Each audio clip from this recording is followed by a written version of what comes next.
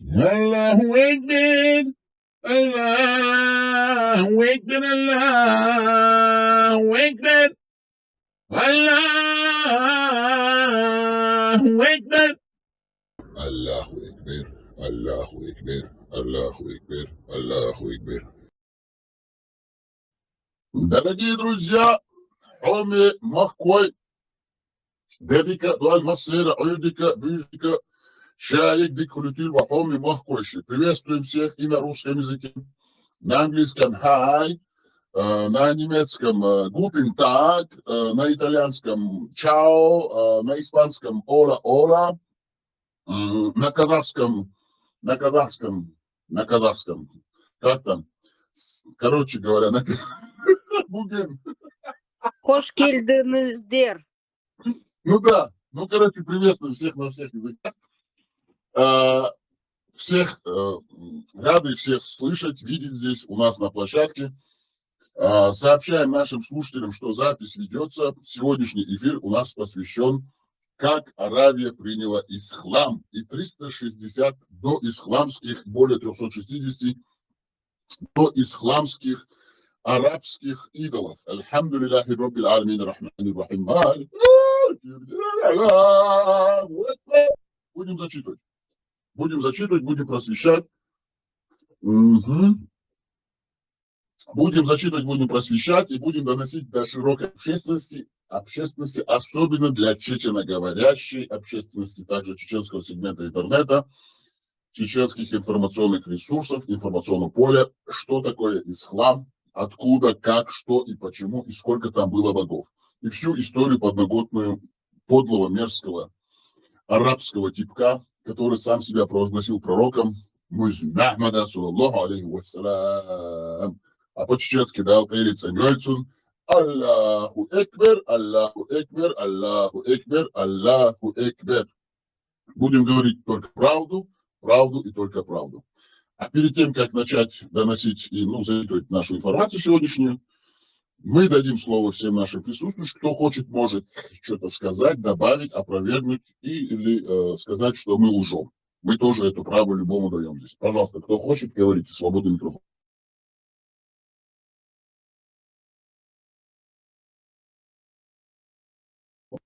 Собор, я знаю, что вы легенда. Можете говорить.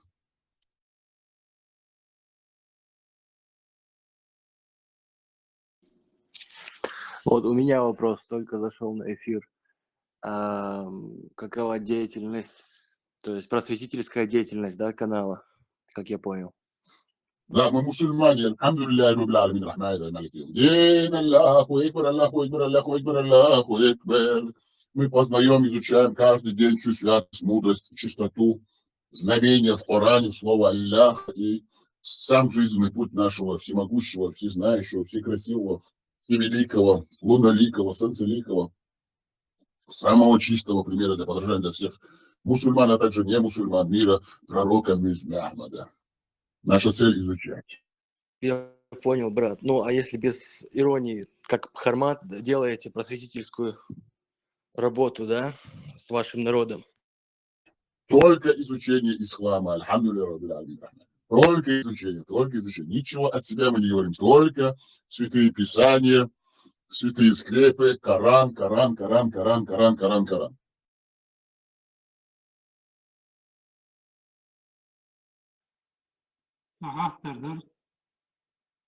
Да, говорите. Насчет Нового года хотел спросить. Елку поставили, Санта-Клауса ждем. Bu Saudina в исламе запрещено, да, Новый год. А Нохчаллаи, Вайдейш, Новый год, да, зашли. Да, понятно. Хороший вопрос. Да, вопрос просто великолепный, изумительный, изящный, глубокий, высокоинтеллектуальный. К сожалению, нашу Нохчала стерли. Мы стараемся воссоздать, потому что нас полностью стерли с арабским миром и русским под русским миром. Да. Вопрос, сколько информации. Bu Saudina Haran da oldu Нового года. А вы Нохчал видите? Ногти Адат, Ламаш, Хаяч. Вайдай бы до принятия ислама, или после Понятно. принятия ислама царного года, дозвошили. Понятный вопрос. Есть 44 пункта нашего Нохчела, которые выложены на этой площадке, на других площадках наших информационных. Там нет ничего, что могло бы противоречить Нохчелу. Так что Новый год, кто хочет, может его праздновать. Кто не хочет, пускай не празднует. То есть наши предки отмечали, да, елку ставили. Не отмечали наши предки, но никто не против этого. У нас были свои праздники и весны, и зимы, и так далее. Понятно. То есть в исламе запрещено Новый год отмечать, как я понял, и в Нохчеле. Не запрещено, Просто никто это не просто сказал, да. запрещено или разрешено. Это все по желанию. В Нохчело у всех все по желанию. Но это в Люди Нохчело свободны. не входит же, если это не наш праздник. Но Нохчело это не входит же. Согласись. Но это не аморально, понял? Кто хочет, отмечает, да. У нас это не аморально, Но я правильно? как, тебе ну, спикер если говорит? я хочу, я отмечаю. Да, у себя правильно, дома, все да, по если я желанию. У захотел. чеченцев все по желанию. Но я говорю, Да. но наши предки же не отмечали. Так Не пусть, праздновали. ну они не отмечали, они не знали, не отмечали. Кто хочет, тот, типа, все закручено на морали, понял? Ну, короче, понятно, да. Это такой риторический вопрос. Ну да, Конечно. а в чем проблема Нового года? Ну, елка стоит, не стоит, там Новый год, шапка, что там? Плохо не будет никому, мне кажется, Новый просто- год. из этого. Хорошо. Нет, просто они говорят, в исламе запрещено, это там, Нохчала, там. Плевать на этот ислам. Вообще, И что такое тут- ислам? Это Это же не свод. Свободе, Бусов, Нохчата, понятно, там. Но я же хочу вам отдельно там. ответить. Вы не даете вам ответить. Вы как бы задаете один и тот же вопрос, но вы не даете ответить вам. Хорошо, задавайте его еще раз, а потом мы постараемся вам ответить. Я молчу.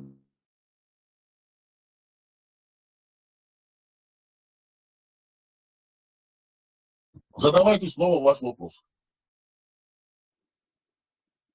Долма Делану Чаусахта, Цахетова.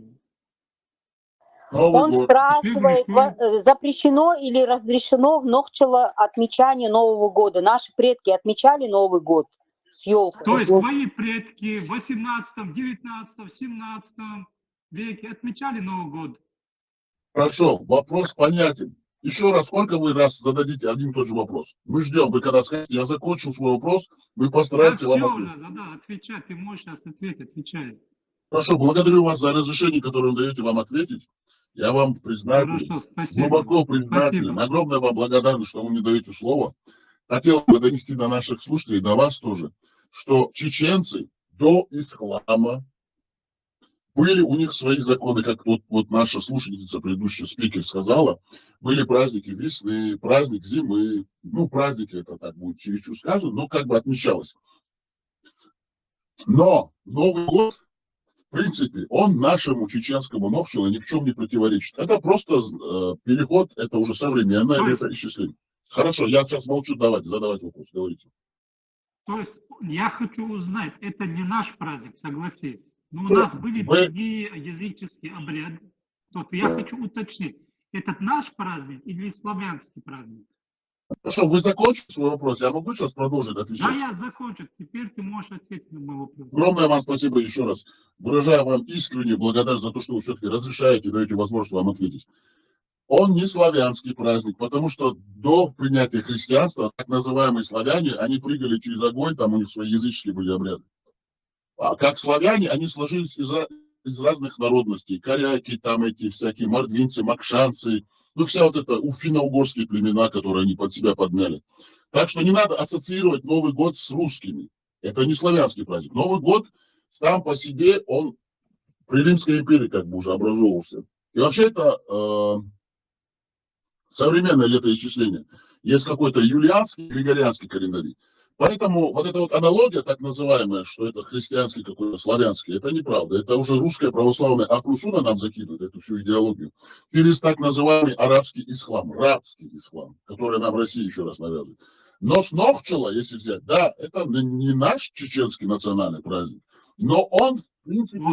Вот это хотел я узнать, не наш чеченский праздник. Но он, в принципе... Понятно, спасибо. Да. Все, я могу продолжить или я должен замолчать? Да, продолжай, может. Хорошо, огромное спасибо. Если вы хотите аналогию, вообще самую простую аналогию, если взять Mercedes и BMW, это же немецкий автопром, но от того, что вы покупаете его и ездите на Mercedes или на BMW, вы не становитесь от этого немцем, вы остаетесь таким же чеченцем. Также с этим Новым годом, также с этими елками. От того, что вы поставили эту елку, не поставили, принимаете вы этот Новый год, не принимаете вы, празднуете вы его, не празднуете. От этого ваша жизнь не меняется, и от этого ногчела ваша не уходит. Вы остаетесь таким же чеченцем, как вы есть. Да. Тогда я точно так же могу другие праздники взять, да, заимствовать у других народов. Чем заимствовать? Если Вы я можете могу просто много- принимать. То есть принимать я, то есть как и Новый год я могу там у персов, у турков, у других Да, у нас и так народов, уже все арабское, турецкое. принимать Куда нам другие дальше обряды, убегать? да, получается, У если я нас, могу да, Новый год. да, да. У нас и так уже По-твоему, так все, получается, да? да, да, да.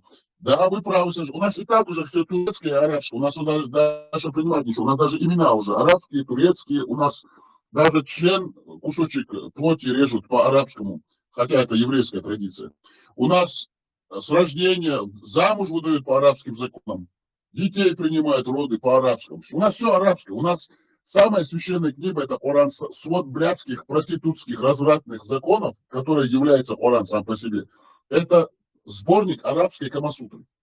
Там только об этом и говорится. Из промежности там ничего не уходит. Так что нам уже брать у них практически нечего, потому что они уже ушли куда-то дальше и стараются быть европейцами. Даже новый лидер так называемой объединенной исламской оппозиции демократической, он уже одевается в европейскую одежду. Это как так называемые наши черноговорящие мусульмане, альхамдулилля, они в арабские халаты. Вы видите, какая там разница? Они хотят цивилизации, арабы, а мы, наоборот, с помощью русских становимся арабами. Понятно, да, да. А вот хотел Вот еще спросить на что-то Ты закончил? Я всегда вам дам слово. Я всегда буду молчать, когда вы будете говорить. Говорите. А вот насчет европейской духовной, европейской культуры. Насчет этого верно, да? Вот, европейская мода, да, западная культура у нас, да.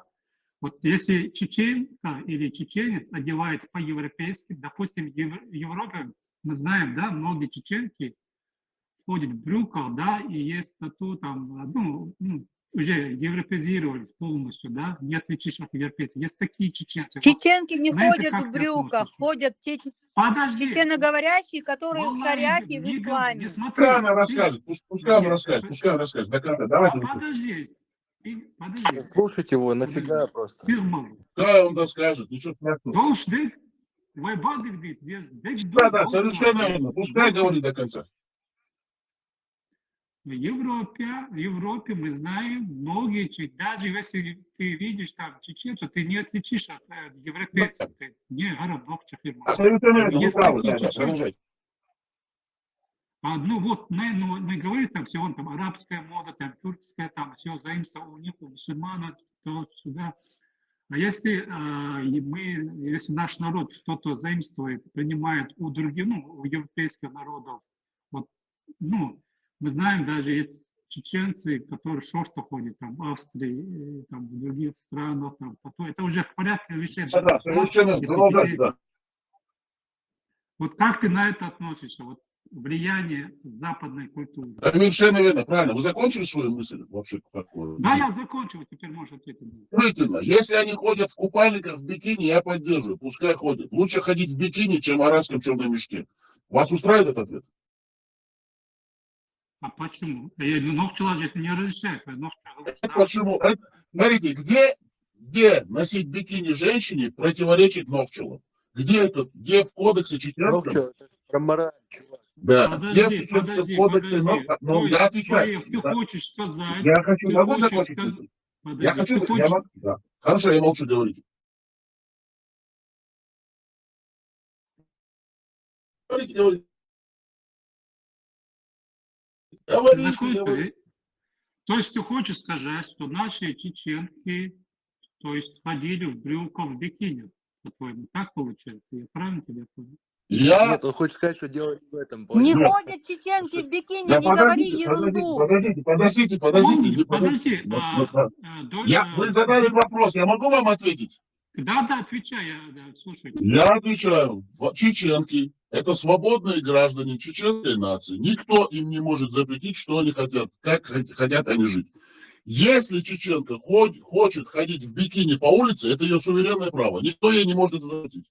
Хочет она в брюках ходит, хочет она в репетузах ходит, хочет она голая ходит, хочет она в одежде в чеченской гавле ходит. Кому какое дело до чеченки? У нее это ее право. Никто не может у нее это право забрать.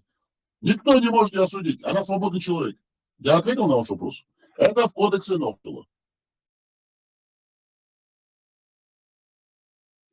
Да ты просто троллишь его, он никогда не догонит, понимаешь? Веню он сейчас запишет, вырежет и сделает так, как будто ты говоришь, что Официально ты советуешь пускай чеченкам в это бикини ходить. в чеченском кодексе Нохтела нету запретов на личную свободу. Каждый человек, член общества, да дайте закончить мысль хоть один раз. Он имеет свое личное право, суверенное, делать как хочет и что хочет. Никто ему не может запретить, потому что он свободный человек. Он не боится ничего. Нету ничего, что может страшить чеченца. Вам этот вопрос, на этот вопрос ответ достаточен? Хорошо, тогда точно же чеченка имеет право ходить в хиджабе, согласись. Нет, потому что это арабская блядская одежда. А это тогда западная мода, дорогой. Потому что это арабская блядская одежда, и Тогда при этом что ты написано в говоришь? Коране. Подожди. Я вам Ты объясняю, говоришь, Хиджаб это не мода, хиджаб это традиционная одежда, Подожди, хиджаб подожди, не подожди. мода. Что такое скромность? Если женщина покрывается, это арабская мода, а если она в бикини, это нормально. Жопа, хоп-хоп, это нормально. Ребята, дайте сказать что-то мне тоже, можно? Внедрюсь, короче. Отвечайте ему, отвечайте. Вам слово, говорите. В общем, как бы тут про идеологии речь идет. Вот. Европейская, нет какой-то европейской идеологии, но есть исламская идеология, которая как бы сказывается плачевно на народах, которых она захватывает. Но какой-то европейской идеологии нету. Типа, если бикини, например, она одела какая-то женщина или какой-то мужик одел какие-то ботинки высокие, это не делает его не принадлежащим какой-то идеологии, как, например, хиджаб. Хиджаб одела, она, скорее всего, мусульманка. А если она мусульманка, то она, скорее всего, сура 4, там, 24 аят. Вот, поэтому такие дела. Подожди, Аладуа, ахадица, бикини лилер, ну что, нормально, хазучо, бикини лилер, что, а еще? Эй, ты где видел ногче, что бикини, что охуеть, хотел?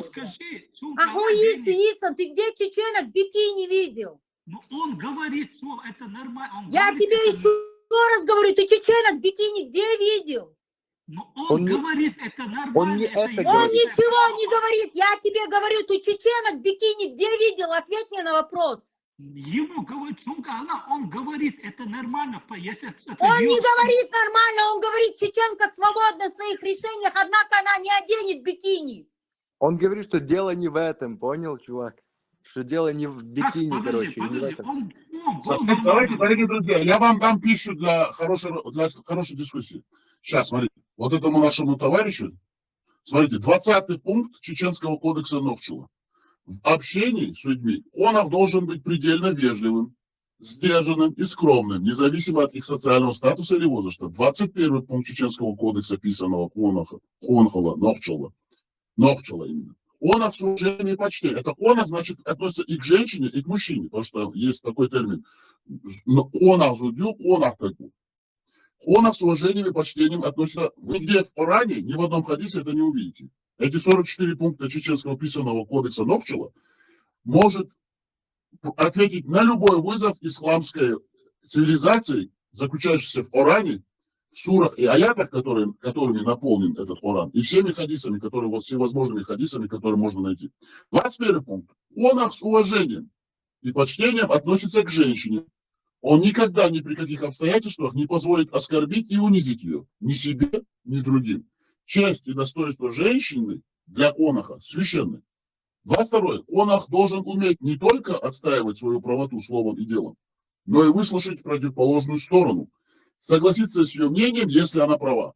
Уступить в ссоре или споре более слабому противнику является не трусостью, а проявлением благородства. 23 пункт.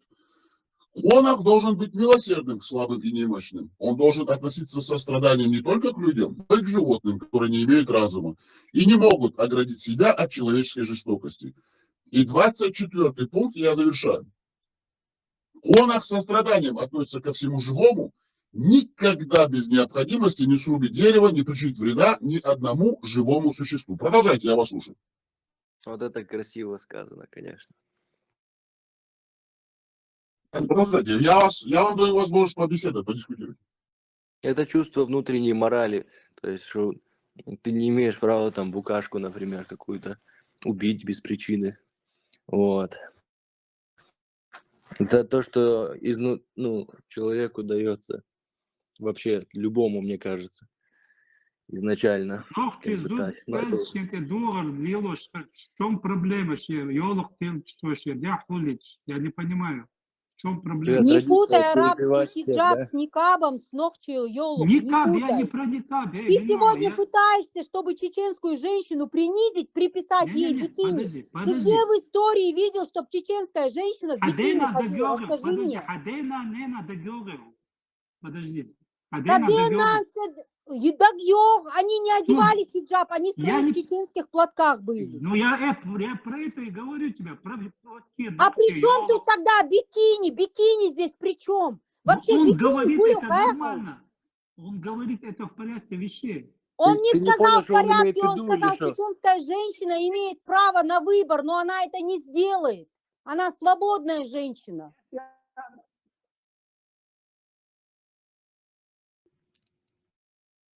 В общем, когда он шутил про бикини, во-первых, это была ирония. Это ирония называется. Вообще сейчас то, что с тобой происходит, с тобой разговаривают чисто иронически. Понимаешь? Если она имеет право на выбор, тогда она имеет право на хиджаб и никаб точно так же. В чем проблема тогда? Нет. Кто ей запрещает? Мы запрещаем им одевать хиджаб.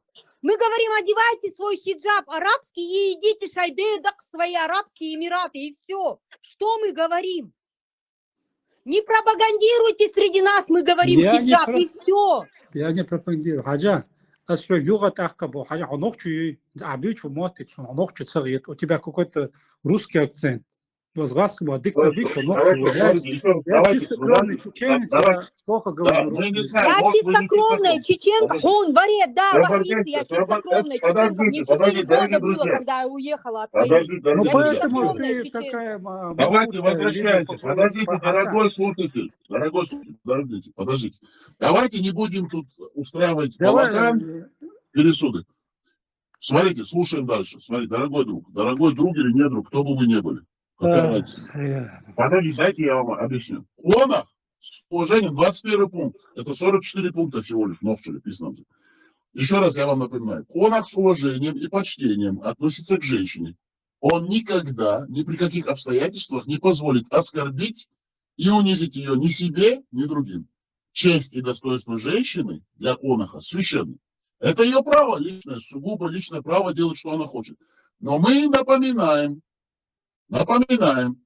что если, как вы говорите, она одевает хиджабы, миджабы, есть суры и аяты в Коране, где четко описывается, откуда, почему и зачем одеваются эти одежды. Это одежда для проституток, для наложниц.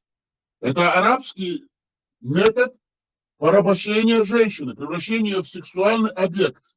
Понимаете? Чтобы ею наслаждался какой-то музмама. А бикини для чего? Подожди. А бикини для чего? Брюки, штаны? Еще раз, хорошо, возвращаемся. Еще раз вам говорю, возвращаемся. Хорошо, возвращаемся, еще раз вам говорю.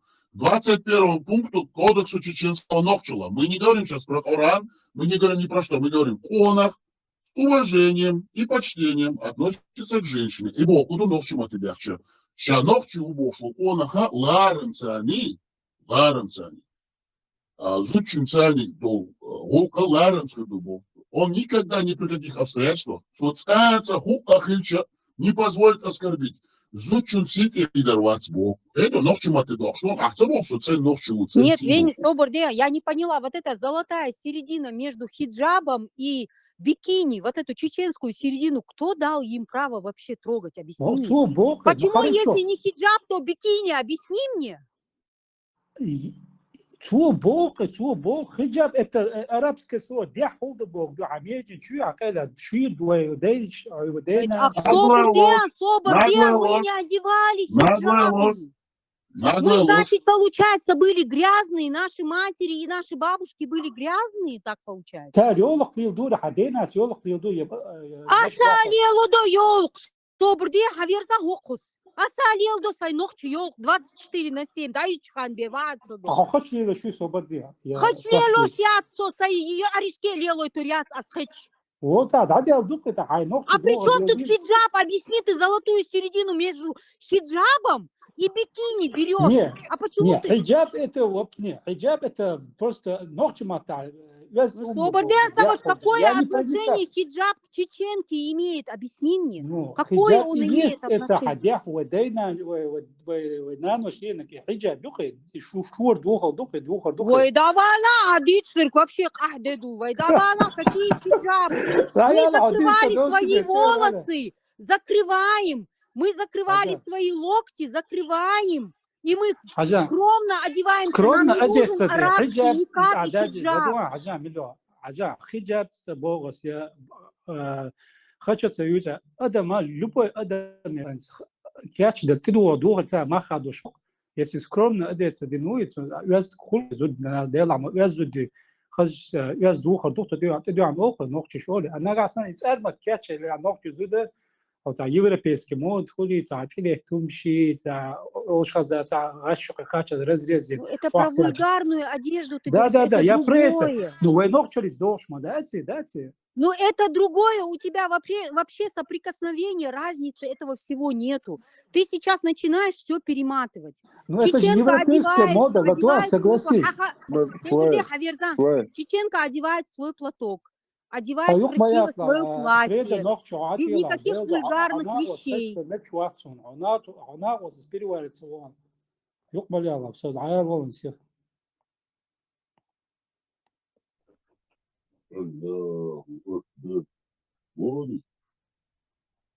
Курачки.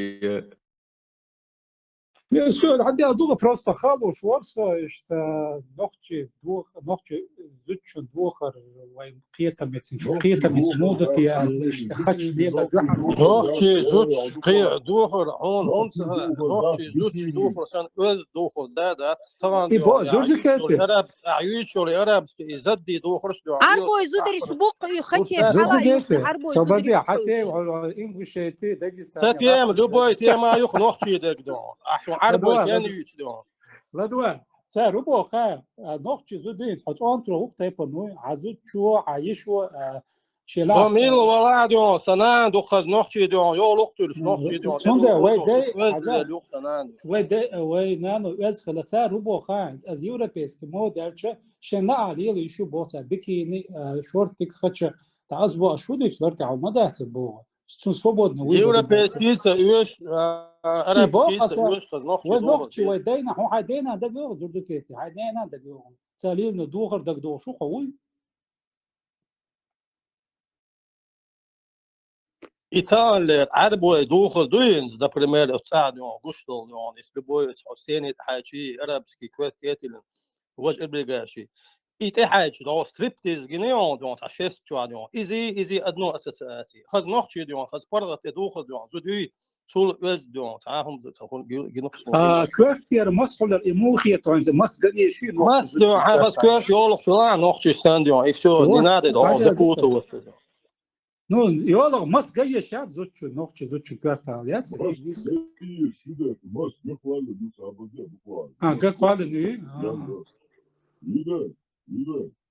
مسجد شغل ديتي شغل تقع مسجد элементарный هم مش ده نوختيش وحافين زودر ستان دويت شو يعني مو понимать у тебя больше проблем нет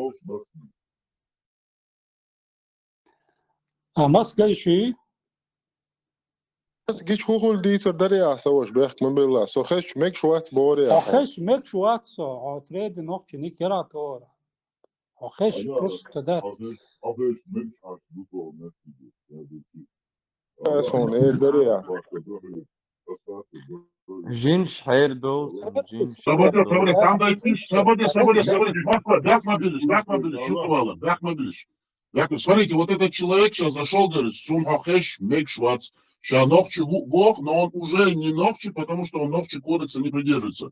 8 пункт Чеченского кодекса. Главным качеством конаха, ну, того человека, который себя считает конахом, является выдержка.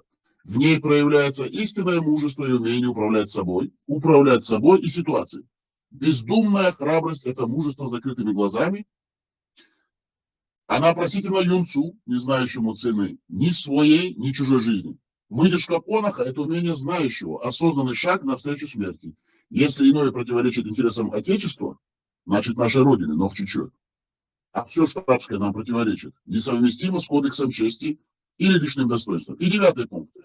9 пункт. Конах должен быть скромным в жизни, в быту, в общественных делах. А вы сейчас в быту и в общественных делах, между прочим, дорогой наш, или недорогой гость. Ум, мужество, деяния конаха, тем более вы говорите, я чистокровный чеченец, должны оценить прежде всего окружающие, а не вы сами себе ставите цену. Это чеченский кодекс. Но даже субъективность этой оценки не дает ему, а значит вам, повода восхвалять себя самого. А сейчас мы поговорим про- Вени, собордя, Да. минута, Вени, собордя. И Вайвош, который мне вопросы задавал, хочешь, а вы или он вышел? Насчет Я не хиджаба. знаю, где-то он здесь Шаонса будет. хатте У меня вопрос к тебе, Саваш. Хорошо. Чеченец, который носит штаны, и чеченец, который в хаджи носит полуголый, носит платья арабские, который из них чеченец? Ну, если штаны, а хаять, мы что, европейские штаны, европейские. Чеченские штаны, которые носит, и второй Чеченские штаны чеченец, я не который вижу носит нигде. платья Где? арабские. Подожди, где Арабские платья, чеченские? которые носит. Подожди, Ладуган, где чеченцы носят? Я хочу куртки, провода, турецкие, хочу, генерал арабский, хочу, гошты, хочу, إيه И нормально, не бутылка. سويش رواته или Ну, собордя, хажинц абош, они же одевают эти платья. Я про вот эти платья говорю. Давайте мы сейчас Не кайду, подождите, не путайте вот этот момент. Подождите. Наши чеченцы в Арабских Эмиратах Женщины так не обращаются. Наши чеченцы в Арабских Эмиратах носят арабские платья. Это чеченцы? Обращайтесь уважительно, дорогой наш гость. Или недорогой. Мы же вам даем такие же права. Мы же вам такие же права. Подождите. Мы же вам даем такие же права свободных чеченцев, хотя вы арабский под-русский чеченец. Мы это уже поняли. Но уважайте чеченскую женщину и не говорите ей ахуить. Вы говорите ахудить. И мы сейчас будем вам носить про хиджаб. Когда вы закончите, я вам из Корана суры аяты начну читать. И полностью объясню всю эту блядскую сущность хиджаба. Да, Если вам чеченские интересно. хафизы, которые закончили, выпускники медресе, носят, которые платья арабские. Это чеченцы, у меня вопрос.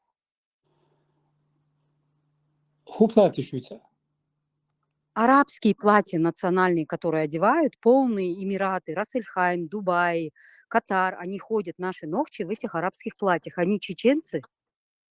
Почему не чеченцы? Если чеченцы также носят европейские брюки, футболки, кепки, а если чеченцы носят европейскую кепку, он чеченец? То есть Подожди, получается, что у чеченцев своих штанов нету, да?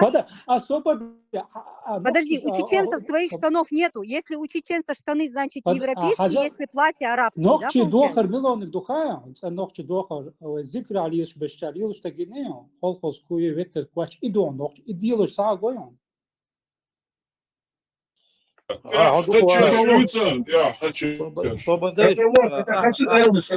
нам Ну какая разница? Даже арбу хаят и гуляю, шучу. Это ногти Это не ногти Дохар. Ну зачем вы сейчас?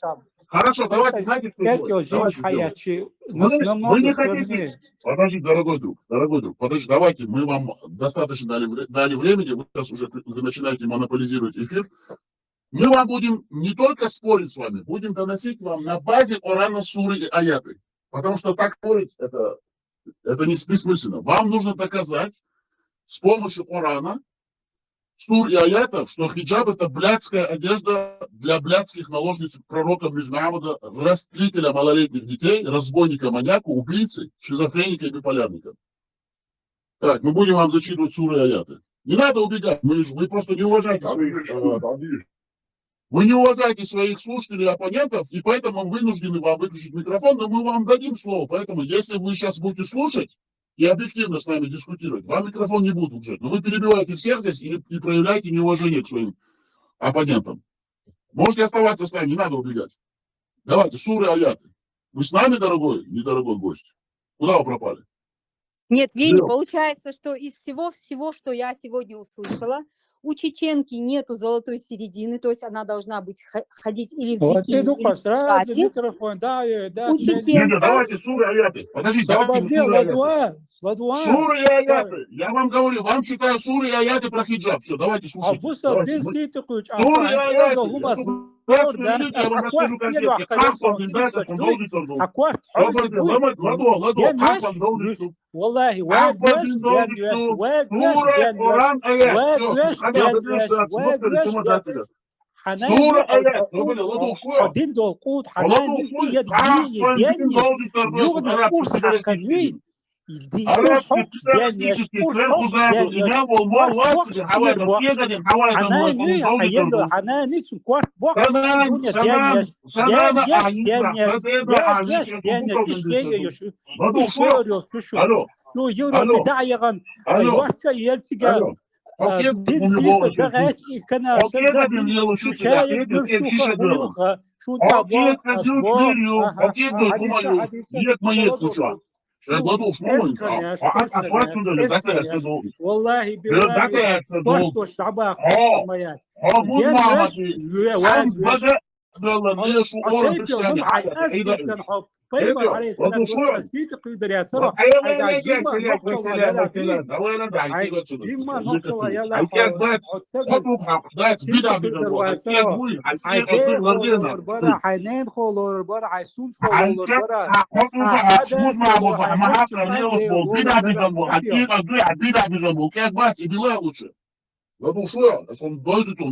صحيح ناني ادانا يسون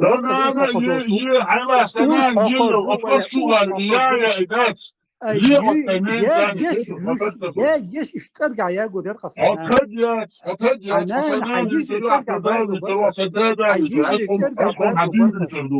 حسن الكبرى شغل قدامي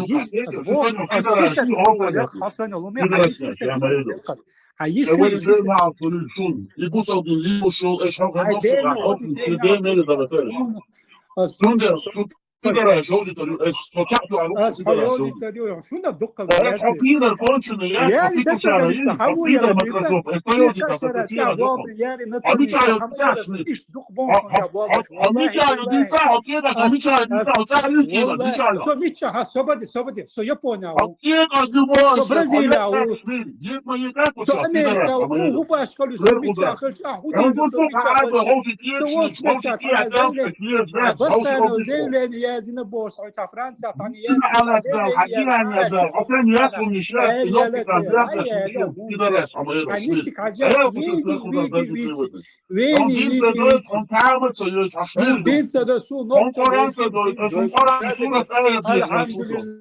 Ayalar açlıyla, Sukoran suret ayet büyüştü, şneli, yekatsa geçmişler. Ayalar mund, ama yelo. Так, от пидорасин, и пидорас юшун, эскабошун, ца, я хумадачун. Харвай демократию бошун, пидорашат, и брашки, шми брашки, шу пидорашю бо, шушаешь, и бодек новчик ома, даца ходишу. Эш микрофон, наверное, бодек, задуется дух, ключардуется, арбусал диндует пидорастический, арабский. Лей амаляхдол, диндать, новчик жудашки, сидек и шлешил. Как занял пидорашат, ки чишандела, это арбошуты дайва. Шенкига дойч, жим киги кентри нахлёш себя. Киги бочкана. Дэй шит ойча кэчкана. Ти деш нахлёш, цар арбош кига дой, и кига дой, маза дой, хабо, война ганюка. Киг дой, чиё шо, шамелэр, мол, микрофон шеш, дайо орю. Шу кига кшучу, майер. Шу цахил хулка дэц, эшеркам бяхдеш ду. Мас сумейте, богдек, хададиц волюч. إما آلي ويش ما آلي ديرال شاما در دعال هم صوشتو حقيقة يؤال ديشنات حقيقة يؤال ديشنات حقيقة دوشليش مالي حقيقة دوشليش مالي يؤال ديشنات حقيقة دوشليش حيانسون ماني داي شدنانا دا شين باباي ليلش إش باباي تشر حلباغي جاخل شبوش أما موضوع نوفتي قوم سيم شداي أردايتشون هردين از دوزي تردوكشون شاما در حجاب على أفليسر دوي هرمون يد ما يد خشوب كيك عك شاما يرو غاц مشكلة يجن شين كيغا دويش ليه شو أرسون كوشا يك شو موديلا يك ما يك لا مودак عميد شايلا باغونس عشان полка عشان عليه شرو шмель غацкий дилершдуш трехъярусный четырехъярусный мягенький ежевич хайкеган давоч хайбаган давоч хайдиран давоч лишь мудак ёк это кига камадела куча шмель يزن ششاش هربس خاناري اشمرس خاناري زكي عمداري ديل نعلت نوخشي ديل نعلت خليشو شو آملنا شو بوصلتنا اش ماليوش بول ازغاسكش بيشكي بر ايامتنا اش اربخن اش بوشيقومن اش تتشل اي خارцу и бегал и тяжбях اش خي خجاب على بيتو دوهيت شو عتعي شو خجاب يزغير شوازي كجاتا وشاوي بين درميز هذا التعبيني 150 مليون وغاسقي بوشون كوارتوش داخ تير دق إيدا هلك بيه شيشتو ناخدلا خش متشواتي وش خش متشواتي شيء بعد قاعد يتولد شريك يقول الله ماني دايس سورة آيات سورة آيات еще كنت قاعد يتلش ودات حوي إيش تسوي براكي جاب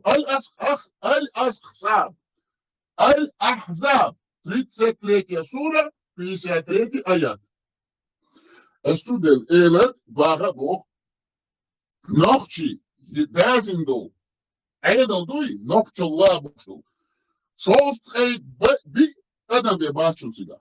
Это значит 44 пункта. Имел дол Коран Ишладен Юлданича, имел дол Хадиш, имел дол Жуш, имел дол Арбой, Бубов Муцер, Эйна, Шост от 44 пункта. Шост де адам юка дол. Хекал, дюнал, ценал, нису, юй, цанна хуман юка хидас, ус Арбу хуман юка. Я Коранча, я Суриша, я Хадиша. Это еще. Вот Аль-Ахсаб, союзники, 53 аят, 73, 33 сура. Цекешек, эти агдали, надо еще шиш, арбу мой там нужен. يا أيها الذين آمنوا لا تدخلوا بيوت النبي ذات تيزة تيجيال غير ذات تياشو إبرور موش نير داعيش زد الكيبي بزكيش بعد عربو موات موشن هر إلا أن يتحنى لكم نفس ما تبيشو دو اسمهم يا شوي تعمون Номер Оля. Сура 33, 53 аят. Вот уже хотя нашу специалист проверяет меня, но мы всегда всем даем проверку. Да. Но в чем это душа Милварева закрывали, Руслан закрывали, президент независимой республики Шалаши. Что барк, шабол, мот, нох, абелбу, новчему, вот новчему это дизель духой. Да, я что наша падала. وداو جاش بودولتون داو از عرب جوجه تاوگیلی دل نعلت بولتون غاسقي جوجه تاوگیلی عرب جوجه تاوگیلی بيوخم شاميري تون هم داشت شفاعة كذا تسيسو نابانا ارقام خلطين اخديني مالو даже не лишь тацвой غاسقي шьёки лело шныриш. О те, которые уверовали. Не входите в дома пророка Мухаммада, саллаллаху алейхи вассалам. Вы представляете, это сура и аят до скончания человеческого века. А это Мухаммад сочинил. Это вот он, прикрываясь Аллахом. Вы представляете, там только об этом и говорится. Книга священная об этом. Вы просто задумайтесь, включите свои мозги. О те, которые уверовали. Не входите в дома. Ну, Мухаммад волновало, зачем это нужно в Коране? Его никогда уже больше не будет. И цаца хилачун и Мухаммад. И надо лашун. И кега грей, и Мухаммад. Шныр шамаэлю, пидерас нырис, кекишу. Тики бешке сидих, клич незуды, клич теглиш ти адяш, чин ти адоч, ибн Умарик, абу милу аль-Захир, вы, тун ти авятуш, лялюх, Захир, вы, аль-Захир, вы, абу Захир. Ай, деля бакань хиля, из-за Мухаммад. Вот что ты душились. Это в Коране, это никогда не исчезнет, никто не сможет это отменить. А потом не обвинять, что вот ты так правильно не считаешь. Ни в одном месте в Чеченском писанном кодексе не написано про человека в единичном случае. Там только объемная информация про ценности. А тут именно про Музмамада. Потому что Музмамад похотливый пес. Похотливый, развратный, биполярный, шизофренический, больной, сексуально озабоченный маньяк. Убийца и растлитель малолетних детей, маленьких девочек, маленьких мальчиков. И сам был и в жопу он себе давал долбить, и сам долбил. Поэтому у него была прямая кишка полностью уничтожена, поэтому он садился писать. А эти долбоебы наши чеченские, бородатые, садятся типа Суна Музмамада, потому что Ибн Умар не садился. Ибн Умар не садился, он стоя писал. А Музмамад садился, потому что не мог стоять. Ему разнесли в пух и прах его заднее очко. Его кто долбил? Ибн Умар. Сейчас пидоросня, цигар моя, шуетица. Так, читаем дальше. О, те, которые уверовали, не входите в дома пророка, если только вас пригласят на трапезу. Но не дожидайтесь ее приготовления, не приходите заранее. Если же вас пригласят, то входите, а когда поедите, то расходитесь. И не усаживайтесь для разговоров. Этим вы причиняете неудобство пророку, Музмамаду. Он стыдится вас, а мы сейчас это разберем. Но Аллах не стыдится истины. Если вы просите у них жен пророка, а их у него было 11 так называемых официальных, а неофициальных наложниц, также маленьких детей, рабов, которых он насиловал, маленьких девочек и так далее, у него было неофициальных просто множество. Просите у них жен пророка какую-либо утварь, то просите у них через завесу. Так будет чище для ваших сердец и их сердец. Вам не подобает не обижать посланников. Зачем обижать посланника Аллаха, если его оберегает Аллах? Сами подумайте, думайтесь в этом. Как ты можешь обижать пророка, за которым стоит Аллах? Который создал Аллах, все, дуновение, мгновение ока, одним просто морганием глаз все создает. Только даже не так, ему не даже не надо моргать, ему надо просто подумать, ему надо просто захотеть, он все создает. Вы что тут? Вы что, дебилов нашли, что ли? Вы что думаете? Как вы вообще можете смеяться над чеченским интеллектом? Шуетица! Вы что думаете, если с помощью русских их штыков, их армий, их колониальной системы вы нам навязываете эту грязь, то простые свободные чеченцы в это поверят? Вы смеетесь над нашим интеллектом? Как может здравомыслящий человек, чеченец тем более, конах в это верить, в эту мразоту, в эту грязь? Какую-либо утварь, то просите у них через завесу. Так будет чище для ваших сердец и их сердец. Вам не подобает не обижать посланника Аллаха, не жениться на его женах после его смерти. Воистину это является великим грехом перед Аллахом. Сами вдумайтесь, это сура и аят. До скончания человечества она так стоит. Он умер, его жены умерли. Ну зачем? Ну какого хера, как говорится? Нахрена нужно человечеству вот это вот его жены и он? Кому нужны его жены? Он умер уже, все. До скончания века, до скончания всего человечества, до судного дня это будет всегда. Это просто вы вообще услышали этот маразм, этот идиотизм, этот дебилизм. А кто это придумал, эту суру? Конечно же, Музмамад. А как он придумал? Сейчас мы вам объясним. Потому что просто читать суры и аяты, да, там все так вот, вроде бы понятно, вроде непонятно, но надо читать тафсиры. Там так и написано, читайте тафсиры, потому что это его современники, те, кто с ним был, они рассказывают и ссылаются на хадисы. А те хадисы собрали, как мы знаем, величайшие мужи ислама, арабские ученые, которые они передавали передатчики иснады. И таким образом, даже если ты в каком-то Коране что-то читаешь, ты не сможешь понять, потому что надо читать хадисы, а до хадисов надо сперва прочитать тафсиры. Вот так и надо изучать этот ислам. И поэтому эти мудаки все под-арабские, под-русские рабы, горжане, ракет дают. Он сейчас кучу йогой. Он Коран дойздер. Дойздер, эшмел, волмалши, голшатан, дец, кучачуэ лой, арбош сани. Цай нудник дойздер Коран. Дадин. Ауша альша, ю хасташ вон, битя, радата, дух тохара, нохчиши. Коран дой, вот так вот, как вам есть говорят. А нохчиши, ты говоришь, блюстители так называемой ценностей чеченских вот этих вот, ценностей в плане того, что блюстители нравов из ЧДП, из ШВД, шутиван чубоэс, эшнов оман боды даца дючи. Следующий даца эрцедул. Кет агелчен, иш хаздыца акцакет, акокет и цун, шедабовсник хаву, шилай амара лячочен. Цун да алдез, эй, хокив агелшни вью. Хокив дойт хумю наост. Holleju dajala nagan yuki. Honagan yuka dosh orita dosh iца humiat solish. Tay amala olta gidiş. Tavuk tsusi kiç savat, ivire savat, kort bakre savat. Yevata savat, şerşin legen ders duis. Sen da olsun. Holleju halvay da smol hodina ne koltu. Hey, bit smalola asuli umboş. Yerine koy tibeten na. Sonra Hasan diyorlar, la işetsin, holleju.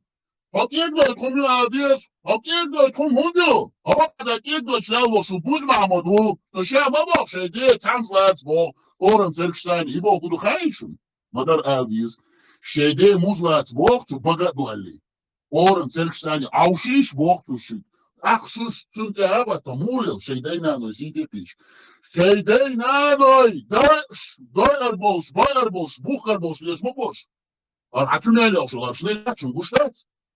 Сейнани сейда церкук цазен пелбуй отмар илер бюгали отмузмамади мелдол ардахри мехдат отскепер кига yok emuzmamad. Kedishu emugaldishu. Esmuch kuditaru harmuzmamad arbo yok röltan alelu khaboshu kiva shamelu.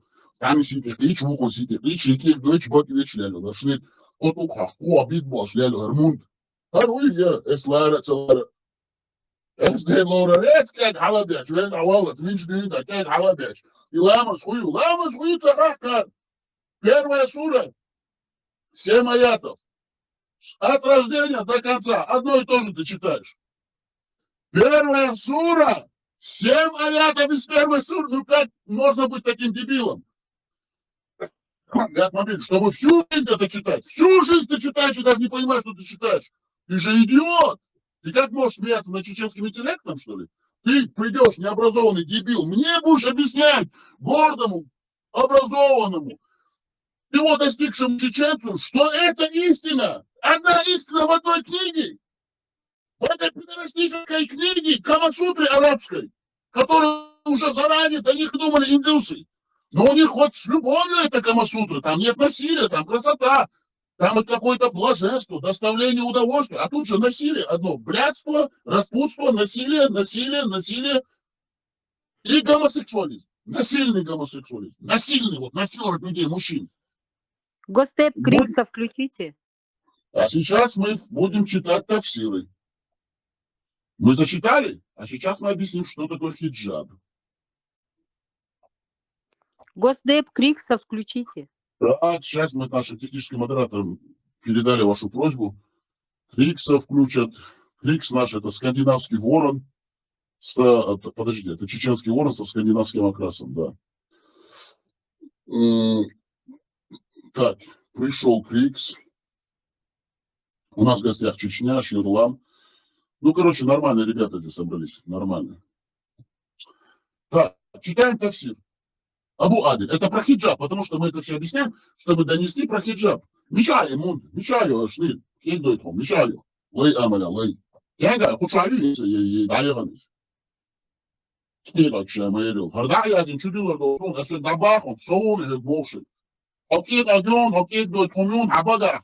Хайде, цамзляц, лишо, амузмамуда, ален, отские парсиден, бьёхум юко. Лей амаля, лей. Раз, кек халабеч, да, всю жизнь лей амаля, лила рёш. Лирёш лей юко, отские пар, бьёх кега юко, кему гадишвен. Хонд, хайол, лей гайол, нохчиш, гайол, бокуил. Бистрил, хадиц, хайбодедеш. Так, ахун килоч доч, я ардице, глаш доч, я ца бух балуш бош. Да, я нашли юко, чо, бьёх багаитен. Шиёзит еш, шукиралш. Вайозит аюда амула. Аллах, он изме левен, госдеп, вайц, ю, Сенату, Конгрессу, инзали чудят, ахчаду, НАТО, вайцу, иншалла рахман, атакам сючияч, даб, хаска маутару, ахордушу хую. Сиря шуэты, это кидаутарю. Сиря шусенел мундиш из ошаяч, гаспиш ошаяч, ушун. Элех, уайт мариошей, дати, русский православный ахрусюн, джихад хадел. Но гукр дачина, все уже, не получится. Американцы поняли, что к чему. Евреи поняли, что ваша русская православная крусуна, она мешает еврейскому государству. Еврейское государство стало союзником чеченцев. Они поняли, что нас подмяли, что империя, так называемая Русня, нам впихнула этот ислам и использует нас в своих корыстных целях, что мы представляем угрозу Израилю. за то, что нас русские подкидывают. Поэтому у нас тесный контакт, скооперировались, очень хороший контакт с еврейским государством, а также с еврейскими лобби, которые находятся в Соединенных Штатах Америки. Они четко видят ситуацию, прослеживают, отслеживают и мониторят. И помогают нам. Потому что мы знаем, что мы на правильном пути. Мы говорим правду, истину доносим. Так, читаем тафсиры. О, те, которые уверовали, не входите в дома пророка. Это Абу Адель тафсир. Если только не будет разрешено вам зайти в них, когда вас приглашают к еде. Но не нужно приходить заранее, чтобы сидеть в доме пророка, ожидая времени ее, пока пища не будет приготовлена, и этим самым ставя пророка в затруднительное положение. Пророк — это Мухаммад, саллаллаху алейхи вассалям. Но когда вас пригласят, то входите. А когда покушаете, то расходитесь, не вступая дружески в беседу между собой, оставаясь в его доме. Поистине, это ваше ожидание и задержка в его доме причиняет неудобство пророку. Но он, пророк Мухаммад, саллаллаху алейхи вассалям, стыдится вас, не просит вас уйти, хотя и это является его правом. А Аллах, черный камень и верховный истукан арабов, Аллах, не стыдится истины, потому что Мухаммад прикрывается Аллахом, он же его выбрал из всех более 360 истуканов, каменных идолов, и, прикрываясь им, рассказывал свои сказки, похотливые, розовые, влажные. И говорит я вам, чтобы вы стали еще более благонравными. А когда вы просите у них, у жен пророка, или зачем человеку просить что-то у жен пророка? Но он даже и об этом подумал, потому что он же такой же, он думал, что все такие похотливые мерзавцы, как и он. Поэтому он, исходя из своего видения вещей, выдумал эти аяты и суры у жен пророка или у верующих женщин. Какую-нибудь утро, то просите их через завесу, которая разделяет вас с ними. Это то, что было перечислено вам. Чище, дальше от наущений сатаны для ваших сердец и их сердец женщин. Только о женщинах. Весь Коран, сура, аят, промежность, влагалище, менструальный цикл, дети, маленькие дети, безумные мальчики, насилие, задний проход. Только об этом и говорится в этом Коране. И не подобает вам причинять обиду посланнику Аллаха, но при его жизни и никогда не жениться на его женах после него. Даже умирая, он говорит, что жены его никто не может игнорировать. Это же то, что мы видим сегодня. Эти все мусульманские страны такие похотливые мерзавцы, поэтому они любят этого пророка Мухаммада, что это арабская культура. Потому что они ваши матери. Вы представляете, что он говорит? Он как прикрывается, этот Мухаммад? Что если он умру, он говорит, на моих 11 жен и также на моих наложниц никто не должен посягать и смотреть, как на женщин. И как он это подкрепил? Он подкрепил это и узаконил так, потому что его слово было закон, потому что он был самый главный разбойник. Он говорит, что все мои жены, его жены, это ваши матери. Значит, они все матери нас, так называемых мусульман. Если я мусульманин, значит, Хадиша, это все там, Аль-Бит Саям, то там Айша и другие, они мои матери. А как она мне может быть матерью? Если она такая же грешная, они сами говорят, все грешные. Тем более в Коране написано, женщина самое грязное существо. Мухаммад наблюдал, увидел менструальный цикл у женщин, сказал, они исходят крови, их надо в ад, он сказал. Ни в одном месте не написано, что женщина попадет в рай. У Мухаммада. Потому что он их считал грязными существами. И он знал, потому что он был заражен вирусными заболеваниями, именно полового характера. Потому что он как сказать, у него были беспорядочные половые связи, и поэтому он болел. У него был сифилис, у него был трипер, у него был гепатит А, гепатит С. Полностью он всем болел. И поэтому он просто ненавидел этих женщин. А потом его долбили еще в задницу, потому что гомосексуалисты все долбятся в задницу. У него была прямая кишка разбита, и он не мог даже какать. И поэтому он не любил женщин. И он им сказал, вы истекаете кровь, ваше место в аду. Ни в одном месте он не говорит, что его мама хорошая. Ни в одном месте он не говорит, что его дочери хорошие. Он педераст, видите что? Он педераст. Бюхумыс. Как его можно возвеличивать? Как его можно обожествлять? Читаем дальше. Потому что они ваши матери. А мне его жены матерью не являются. Потому что он их насильно брал в жены, насиловал. 9-летнюю Айшу, в 6 лет он пошел просить ее, но ему сказали, подожди, еще она маленькая. 9 лет он ее изнасиловал. Он ввел свой половой член, его маленькую вагину, понимаете? И как есть надо это говорить? Маленького ребенка он изнасиловал. Он изнасиловал 9-летнюю девочку.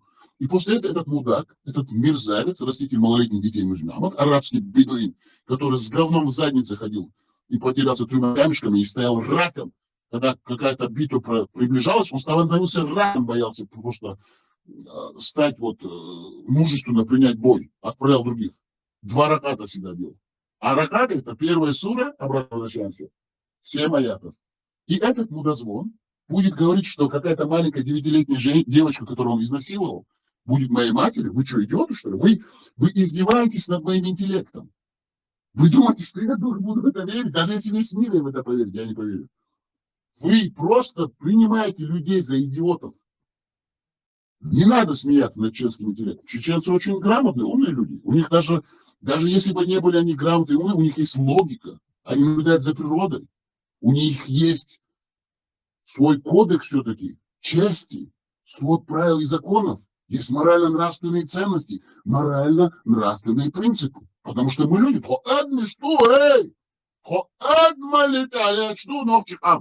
не на страстях, не на похоти, а на высших ценностях человечества. Конечно, честь, достоинство, право, свобода. Это наше.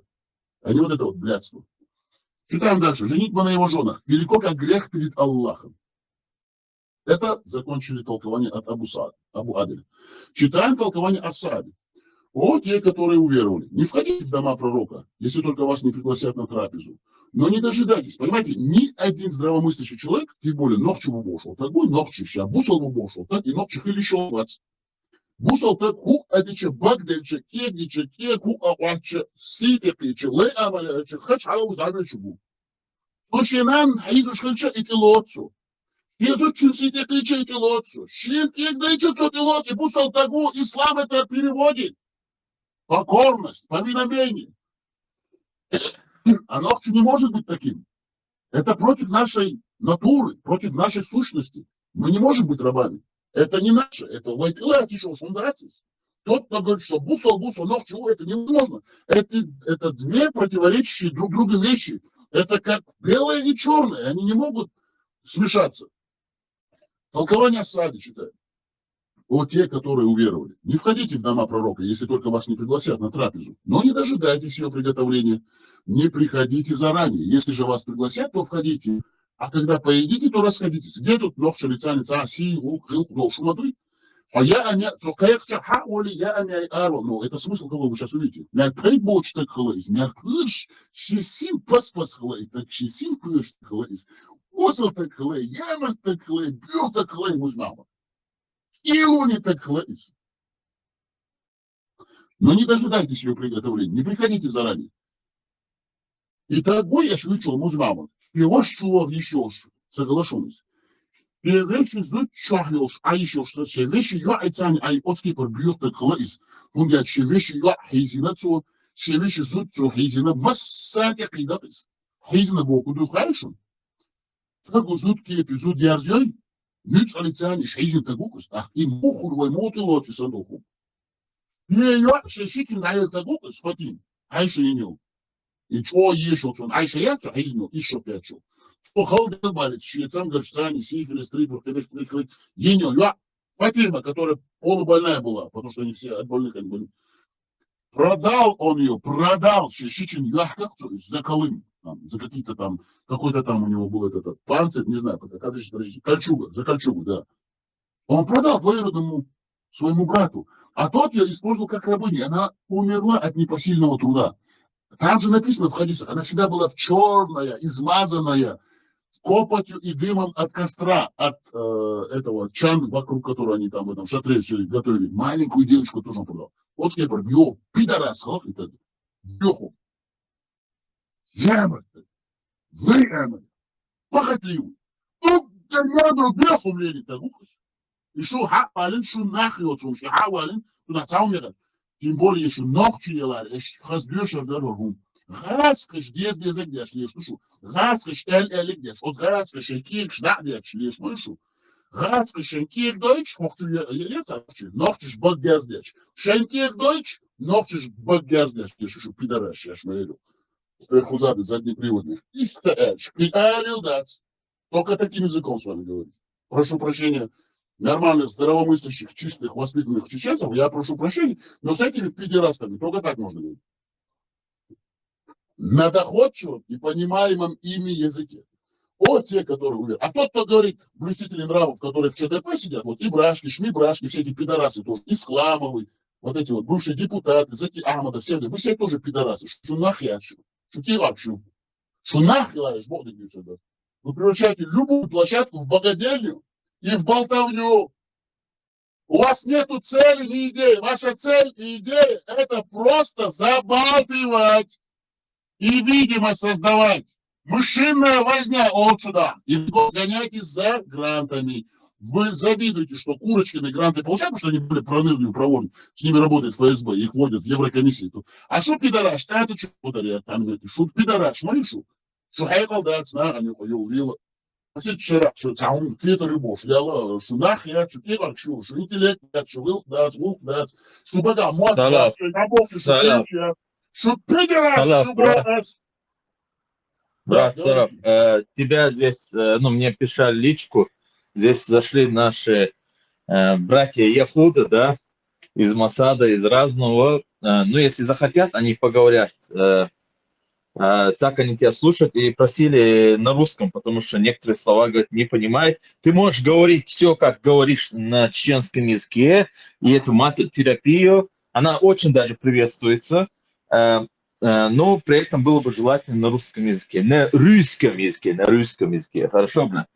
Тут еще руки поднимает. И, кстати, Маша Душмуса. Интервала перебитил, да.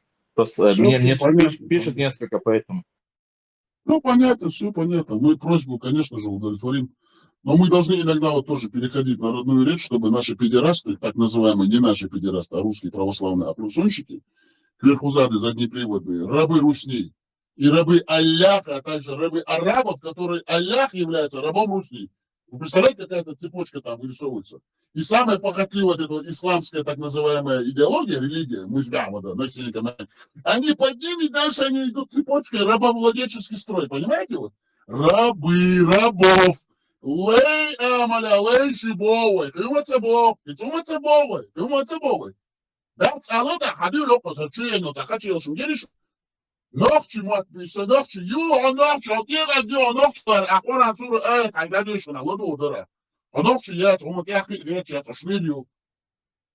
وايش مودين قمل A figure is the ball, Saka Sur, دايوقع أخذين دو قمل صديش Ладу, что? بوتين حدر Окей, ماترينسكي который- كابитال вот صحتين слышал, حدنيا да. واشتريت Вот я ему صحتين Суру, я عليه читал. ودولت Ладу, وهذا ليلوش شو ماترينسكي كابитал حيزوت شو كايوتي صحتين вот и что ты говоришь, Палач, Сур, يا давай. ليل كي قاعد بالك دير دون Общий дадим ему слово. Говорите, мы вас слушаем. Говорите, ФСБ 95, говорите, мы вас слушаем. И ник у него, говорящий такой звучный, ФСБ 95. Педераст, кверхузат заднеприводный, русский раб. Мы вас слушаем, что ты говоришь. Говорите. Музлан قناة говорит. чухуаса говно Стабильно вас, мудак, записали уже давно, и вас обязательно закинем. Говорите, почему убегаете? Говорите. Куда вы делись? Вас не отключали, говорите.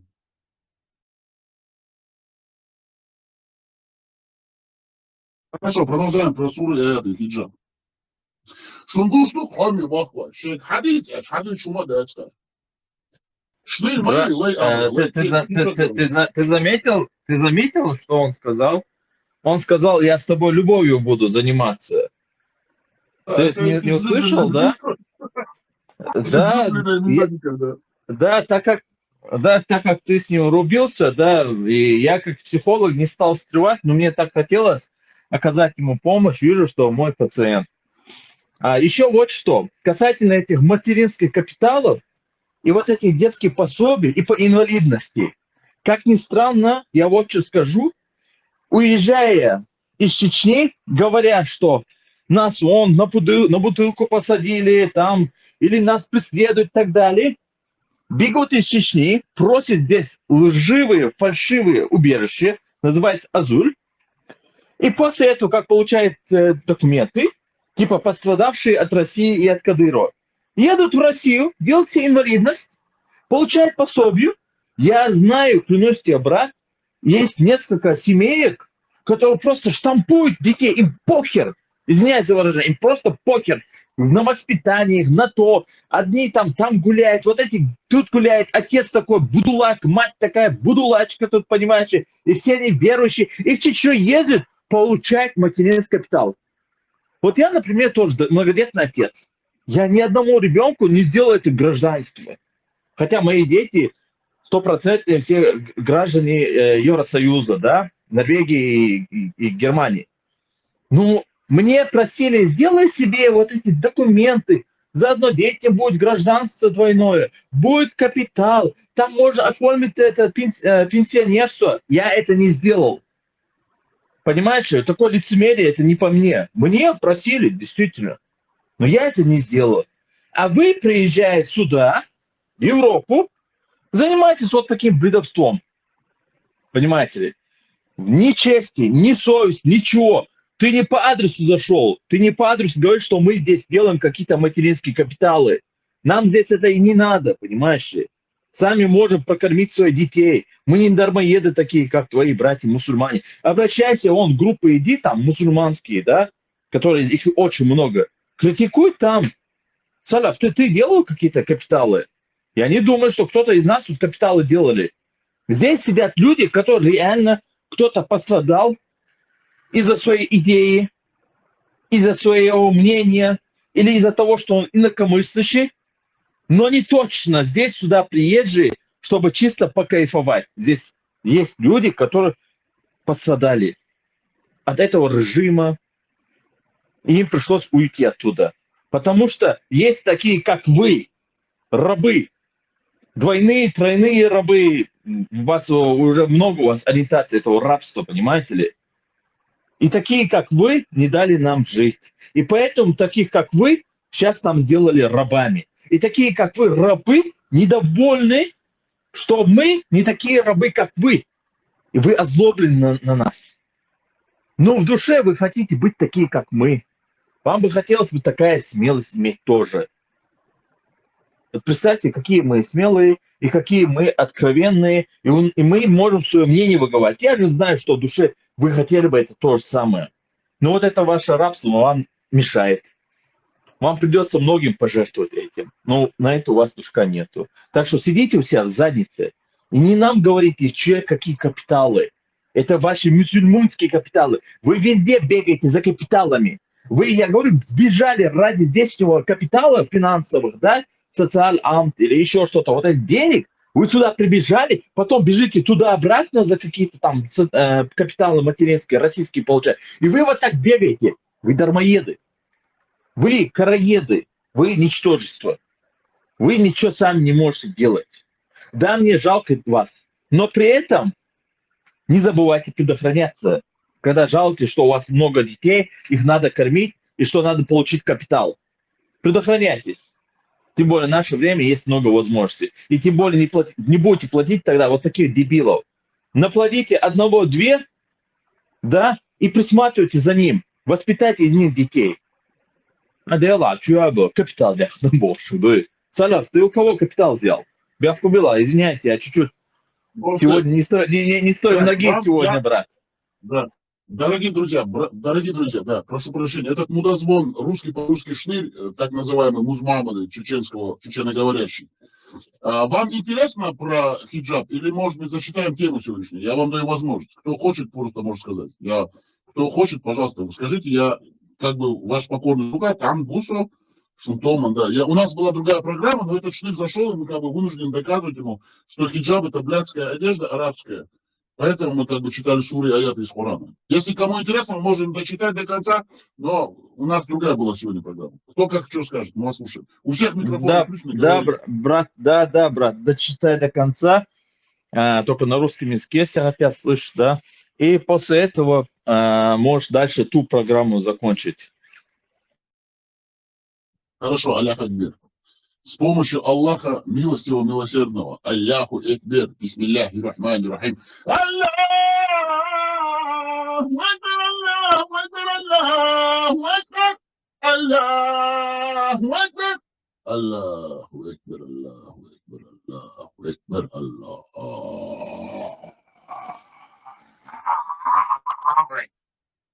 Читаем дальше. Так, толкование Ассади. Вот те, которые уверовали, не входите в дома пророка, если только вас не пригласят на трапезу, но не дожидайтесь ее приготовления, не приходите заранее. Если же вас пригласят, то входите, а когда поедите, то расходитесь. И не усаживайтесь для разговоров. Этим вы причиняете неудобство пророку. Он стыдится вас, но Аллах не стыдится истины. Если вы просите у них жен пророка какую-либо утварь, то просите у них через завесу. Вот тут уже начинается про хиджаб. Это когда он сказал завесу, чтобы к его женщинам не заходили. И тут уже есть логическая цепочка, где он начинает выдумывать хадисы, то есть где он выдумывает суры и аяты, а потом это все передается в хадисах.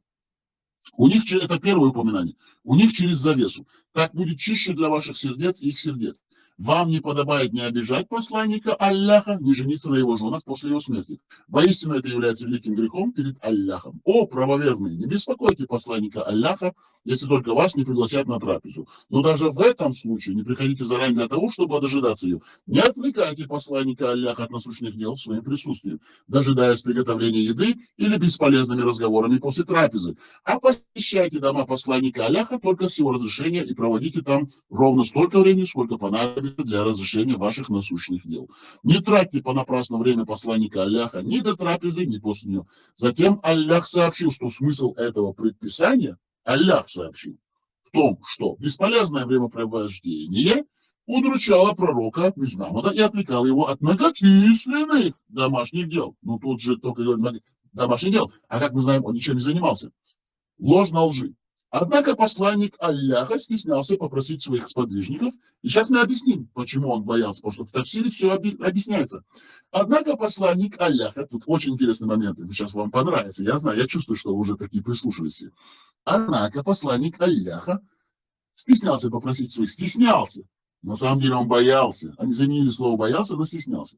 Попросить своих сподвижников, подождите, где этот мудозвон, вот этот русский подрусский шнырь, ФСБ 95, вы с нами? Вы слушаете правду про ислам? Вам ни в одной мечети это не расскажут. В ваших мечетях, русских, славных, ахлюшкинских, никогда эти суры, аяты не зачитают. Никогда. Они будут только читать то, что им говорит ФСБ. Читать. Они никогда эти суры и аяты не читают. Но, тем не менее, это суры и аяты в Коране, в вашем священном Коране, арабском священном Коране, который никогда не сможет никто изменить до скончания века и до судного дня. Дорогой ФСБшник 95, шнырь по-русски, кверху-зад заднеприводный. Мы знаем, что вы нас слушаете по другим никам, но это мы доносим для вас, и до вас, и до таких, как вы. Потому что вы лжете, и каждое ваше слово – это ложь на лжи. Так, читай дальше. Стеснялся попросить своих сподвижников. Значит, стеснялся, это боялся. И мы вам сейчас это покажем и докажем, и заострим ваше внимание. Попросить свои, потому что мы же специалисты арабского мира, Корана, суры и аятов, мы специалисты ислама, мы специалисты по Аллаху, мы специалисты по Мухаммаду. Попросить своих сподвижников покинуть его дом. Подобное стеснение испытывать все великодушные. Смотрите, как он прячется за этими словами. И гостеприимные люди. Как он может быть великодушным и гостеприимным, тогда как буквально 3-4 предложения сверху он говорит: не приходите заранее для того, чтобы дожидаться ее трапезы, если вас пригласили поесть. Не ходите к пророку, если только вас не пригласят. А если даже вас пригласили, тут же написано, даже не я сочиняю. Приходите в то время, указанное для того, чтобы прийти. Дойдя, поешьте и уходите. И тут же он сам себе противоречит и врет, потому что слово «бояться» он должен как-то объяснить.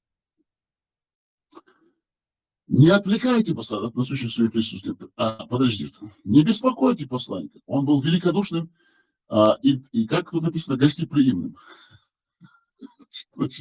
Вот, подобное стеснение испытывают все великодушные и гостеприимные люди.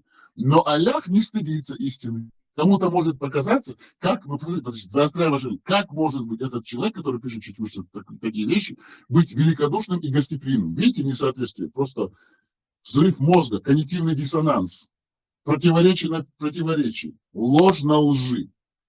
Великодушные и гостеприимные люди. Это все как и арабы. Арабы такие же лживые мерзкие люди. Они вам говорят одно, с улыбкой вас встречают, обнимают вас, только как вы повернете им спину, они вам нож в спину.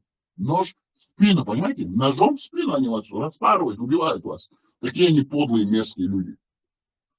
И гостеприимные люди. Это в их культуре просто. Мы не говорим, что это плохо или хорошо, мы просто знаем, что это так, и мы понимаем такими, какие они есть. Мы не призываем ни к ненависти, ни к нетерпимости. Ну, просто мы говорим вещи, называем своими именами. Они такие, это в их культуре, они бедуины, они в песках. На этом построена и зиждется их жизнь. На предательстве, потому что там нету воды. За этот колодец в оазисе друг друга убивали. Потому что даже между арабами они друг друга резали. Вы что думаете, они вас будут чеченцев принимать там? Они никого не принимают, он даже своих близкородственных арабов не принимает. Этих палестинцев они не принимают. Эти иорданцы не любят саудийцев, потому что это племена. Саудийцы не любят иорданцев, иракцы, Ирак не любит всех сирийцев. Ну, как они могут любить чеченцев, тогда, когда мы совсем другие люди? Мы с другого места, наше географическое расположение другое. Мы в горах живем и в лесах. Же не в пустыне, в арабских этих женских платьях вот с этими задницами, которые выпирают. Мы же не смешиваемся, как они с одного племени живут друг на друге, женятся на дочерях, на сестрах, на двоюродных сестрах. Мы свободные люди, у нас есть долина, у нас есть ущелья, у нас горные реки. Что общего между арабом и чеченцем? Читаем дальше. Аллах не стыдится истины. Кому-то может показаться, что ради приличия можно отказаться от выполнения предписания Аллаха, однако это далеко не так. Истинное благоразумие кроется в выполнении повелений Господа, а все, что противоречит шариату Всевышнего, не имеет никакого отношения к приличию и благонравию. Обратно, игра слов и противоречие на противоречие. Приличие и благонравие. Где там может быть приличие и благонравие, когда он вам говорит, не приходите к нему, когда только он вас позовет и не кушайте, если он вам не разжит, а тут же он говорит, что он самый великодушный. Гостеприимный, потом благонравие и что-то еще. Приличие. Поэтому Всевышний Аллах не стыдится учить своих рабов. Своих рабов. Заостряем ваше внимание. Своих рабов. Аллах. У него есть только рабы. А рабы были у кого? У Музнамада. Но Музнамад, являясь трусом, этим пакостником, мерзопакостником, потому что он боялся сказать, я это вам говорю, я вам сочиняю. Он придумал Аллах, что типа ему это говорит. Выдумал эти сказки, говорил, вы рабы Аллаха, а так как он их всех обманул, он является их хозяином. Хозяином этих всех арабов был кто? Музнамад. И все, логический круг замкнулся. Поэтому Всевышний Аллах не стыдится учить своих рабов почтительному отношению к пророку Музнамаду. И как все закрывается в одно целое. Аллах говорит, вы должны почтительно относиться к пророку Музнамаду. Все возвращается на круги своя к Музнамаду и в его промежность, а также его задний привод, задний проход. И разъяснять им предписания религии, которые принесут каждому верующему великую пользу. Таким образом, в начале аята речь шла о поведении мусульман при посещении домов посланника Аллаха. Затем Всевышний научил правоверных тому, как они должны, как Всевышний их учил. Это же Музнамад сочинял. Аллаха никто никогда не видел. Это же черный каменный стукан. Из более 360 мекканских идолов арабских того времени, которым они приносили пожертвования и так далее, истуканов. Он сказал, это черный большой, он понял, он был в Иерусалиме, Аль-Кудс, видел еврейскую религию, христианскую, сказал, надо это все упорядочить. Сочинил, сперва он дружил с евреем, потом он уже потом с евреями не дружил. Сперва он молился в сторону Аль-Аксы в Иерусалима, потом он, когда его евреи не приняли, хотя он сочинил историю, что он от Исмаила, от Израиля, там у них два брата, там Ибрахим, как там, Авраам, черт его знает, еще какие там, да. Если надо, подробности я вам расскажу. А евреи не дураки, они сказали, нам не нужен бедуин. Он пришел с пустыни, у нас свои пророки. Потом он им объявил войну и начал молиться в Мекку. Потому что он понял, что нужно свое священное место. А наши чеченцы, дебилы, так называемые чеченцы, но чеченоговорящие арабы, рабы русских и арабов, вместо того, чтобы поклоняться своей земле и своей родине, они молятся в сторону Мекки. Их священная земля – это Саудовская Аравия. И самое священное место – это Мекка и Медина. И это Кааба, черный камень. Это тот черный камень, на который женщины арабские того времени, которые хотели иметь детей, не могли рожать детей, приходили и свои половые органы мазали. Когда у них был менструальный цикл, они залазили на этот камень и мазали своим менструальным циклом, своими вот этими кровяными выделениями этот камень. Потом мужчины приходили, свой половой член об него мазали. Иштхилду из. Ну как вам еще по-другому сказать, если это было так? А потом такие наши блюстители нравов и ценностей, так называемых чеченских гылпш, микрофон дали, кинут шашмай, шуб кинут шубос. Видишь, что такое, юкаэти, гашу, шуб пидораши, шашмаэлю. Какая разница, что между вами, Абдурахмановыми Тузиками, Нисо, Хатаном Халитом и вами, которого вы превращаете в любую площадку в богадельню. Вы любому человеку не даете сказать правду, вы выключаете микрофоны, вы не даете донести правду, вы не даете в спорах с оппонентом, и когда он начинает зачитывать документы, вы тоже, и вы еще говорите, что вы демократы, что вы хотите чеченскую нацию как-то вот оживить, донести правду. Все ваши бывшие так называемые ЧДПшники, это все проплаченные русские агенты ФСБ. Мурат Сулейми, Сурхо. Исламов убежал, сидит на Лиге наций, сидит русским ФСБшным агентом, так называемым журналистом, псевдожурналист, дает интервью. Все вы шныри, шулейщи бог, шукиму халдез. Ну как вам еще это донести? И поэтому мы говорим правду, это черный камень, Каабу. Арабские женщины того времени, которые не могли иметь наследство, детей, не могли рожать, приходили в свой менструальный цикл, свои половые органы, в эти кровяные выделения, мазали, сидели. А также мужчины эти арабские, бедуины, приходили и мазали своим членом, по нему водили. Вот эти, представляете, тут кровяной вот этот менструальный цикл, выделение, там же, они же ходили колоннами, приходили, уходили. И приходил туда, эта женщина пришла, намазываться, потому что они же друг друга не стеснялись в то время. Это приходит со своим членом, по нему мажет. Поэтому даже Муздамов сказал, если вы хотите гордиться своим происхождением, потому что они видели, члены все ходят, эти женщины голые, с грудями. Лейш, они же бедуины, грязные. Он мне сказал, Вова, иди, говорит, возьми в половой член своего отца и ухватись за него коренными зубами. Ну как такой нормальный человек никогда такого не додумается? Ни в одном религиозном учении такого нет, только в исламе. Вы что, ребята, вы что, чеченцы, дорогие, свободные, красивые, умные? Ну как вы так можете? Ну нельзя же так. Но они же явно издеваются, надсмехаются над нашей культурой, над нашей нацией, великой чеченской нацией, которая противостоит на протяжении веков такой могучей империи, как Русня, которая сотрясает весь этот мир. И вы хотите, чтобы вот эти русские, которые нас обманным путем насильно закинули в этот ислам, в эту арабскую цивилизацию, и чтобы мы верили этим арабским бедуинским сказкам. Но это невозможно. Сам Даулиш, проснитесь, сам Даулиш, он уж уехал, ты ему бог, что отсама говорю, хаз хайбалцани, дагдиши, сагдиши, хаз амады, танахтали, дагойш, кымуцы бог, будьте людьми, возвращайтесь к своим истокам. У нас есть свой кодекс, но в целом у нас своя культура, у нас своя родина, у нас свой язык, у нас своя история, у нас свои предки, у нас свои святые места, у нас своя архитектура, у нас свои священные места, у нас своя система погребения, мы сами своих людей хоронили, у нас свои божества. Если вы хотите так сильно верить, но я не призываю вас ни к чему верить, потому что это все человеческие сказки, но если вы так хотите верить, ну верьте хотя бы в свое родное. Читаем дальше. Если же они хотели просить у них какую-либо домашнюю, подожди. Всевышний запретил им обращаться к женам посланника, вот поэтому они эти хиджабы начали. Поэтому хиджаб они начали, этот Муздамов начал. Но там есть еще множество моментов, но это самый главный момент в Коране, где они пишут. Потом надо, если еще нужно понять, нужно хадисы читать. Таким образом, вначале это речь шла о поведении мусульман при посещении домов посланника Аллаха. Саляф, сделать надо ремарку. Ремарку надо сделать. Не забывай.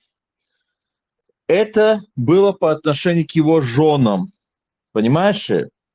А не было для других жен. Это там описывается точно, и про хиджаба там ничего нету. Там именно говорится о его окружении, понимаешь? Именно о его женах. Да. Не забудь, это там так упоминается. И не забудь, что то, что говорят, что этот хиджаб закрывается и так далее, то как мы объясним, когда доставали сиськи и давали в рот пожилому мужику с бородатому, понимаешь? Да, это тут вообще не...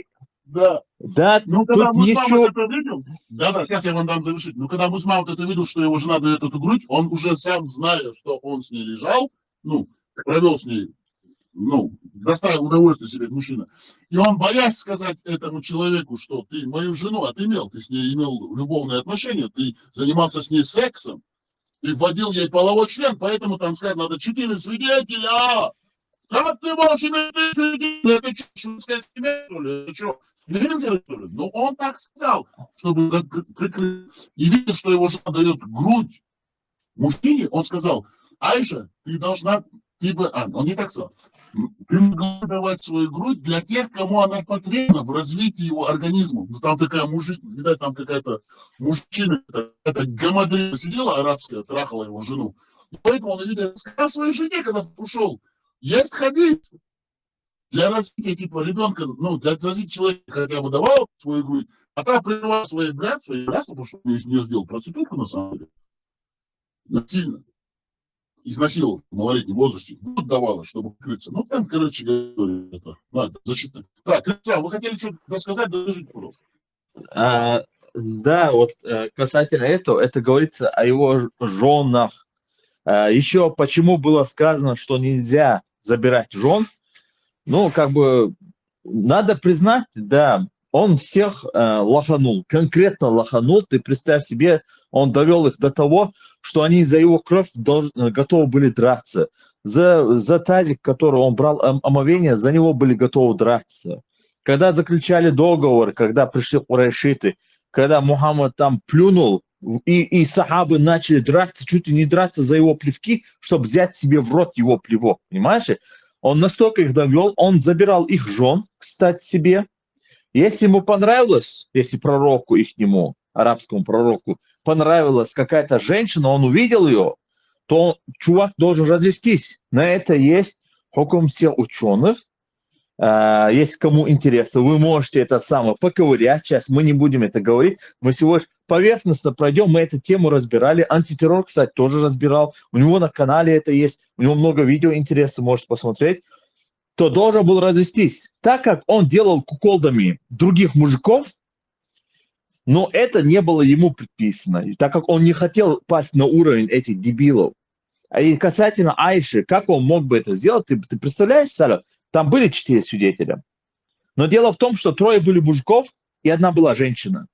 А свидетельства одной женщины недостаточно. Вот примерно, если кто-то делает там зиночку, да, вот прелюбодеяние, то должны быть 4 свидетеля, там упоминается мужского рода 4 свидетеля. Потому что свидетельство одной женщины – это недостаточно. В таком случае нужно 2 женщины. Если 4 мужчины достаточно для свидетельства зина, то в таком случае нужны 8 женщин. И поэтому там были 4. Ну, так как свидетельство женщины – это мало одной, да, и если один мужчина равняется 2 женщинам, да, то в таком случае это аннулировалось. Там были действительно, поковыряйся хорошенько, сколько кто как свидетели говорили, что они свидетели. Вот такие дела. Так что этот хиджаб, не забывайте, не относится к другим людям. Это было сделано так, чтобы Мухаммад видел, как он превращает куколдами других чуваков, в том числе своего сына, и потом отправил его на смерть, чтобы от него избавиться, потому что люди упрекали его. И поэтому он не хотел быть на их уровне. Он хотел остаться таким мачо, понимаешь, ну, альфа. И он добился, он, кстати, правильно сделал и правильно поступил с этими мудаками. Потому что они ему это позволили.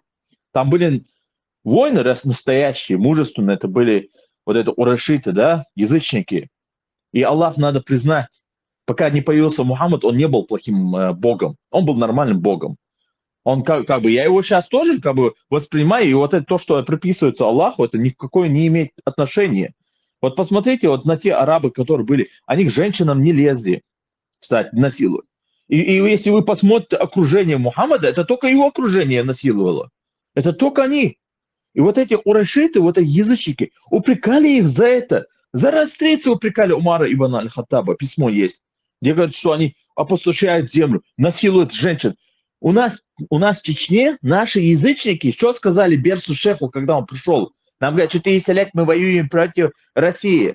Нет, это ислам воюет совместно с Россией, с нами. Хотя нам надо признать, что до этого, пока у нас вот эти мусульмане не появились на нашу территорию, у нас таких конфликтов не было с Россией.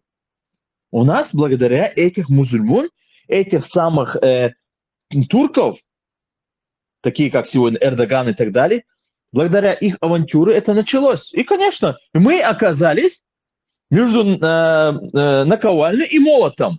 Понимаешь? Вот эти мудаки-мусульмане нас бьют, так называемые чеченцы, бедуины чеченские, надо сказать, не так называемые, а надо как есть. Да, они когда-то были чеченцами, но сейчас стали бедуинами, вонючками. И вот Россия, и нас долбят. Понимаешь? Что сказали старики, когда пришел Бершех? Их критиковали, им говорили, вы насилуете женщин, вы такие. И плюс сказали, вы пришли к нам с религией, с рабами, религия рабов, сюлей диндах бяхнашу. Это значит, вы пришли вот тут ничтожными рабскими идеологиями к нам. Сюля это не значит авайц, если вы не в курсе. Если не ошибаюсь, авайц это на нашем языке означает жерхо, если не ошибаюсь. Жерхо, я думаю. Авайц, вот, сюлей это значит мусульманин. Мусульманин.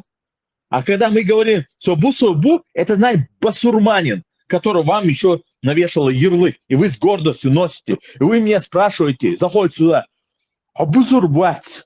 Ну, спрашивают, представьте, салаф, говорят, ты не бусурманин? Конечно, я не бусурманин. Если ты рабыня, если ты раб, ты называешься боевиком, когда Россия сказала, что боевики, когда у нас воевали, да, наша армия, эти дебилы, дегенераты, приняли, иначе считают боевики, я хочу быть боевиком. Дебилы. Боевик это наемник, ему плевать, кто платит, ему плевать, кого убил. Это наемник. Вы даже термины не изучаете, вы на себя взяли эти термины, ярлыки, но даже не изучили. Бусур так больше, да? Вот этот термин бусур значит бусурманин. И вправду вы и есть и бусурмане, и сюлей. Мы думаем, что сюлей, опять же говорю, Сада, ремарку тебе сделаю. Извиняйтесь, я сегодня чуть-чуть очень даже не с той ноги стал, да? Поэтому эмоций очень много, да? И как бы надо как-то выплеснуть. А так, конечно, кулаки чешутся, базара нету.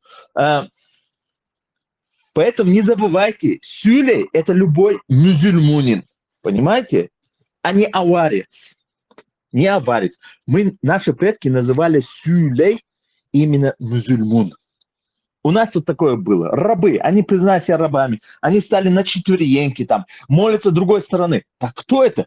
Униженный, ничтожный раб. Вот что значит сюлей. Они жерхо. Жерхо – это аварец. Вот такие дела. Так что, да, Мухаммад четко поступил по отношению к другим куколдам, которые были вокруг себя.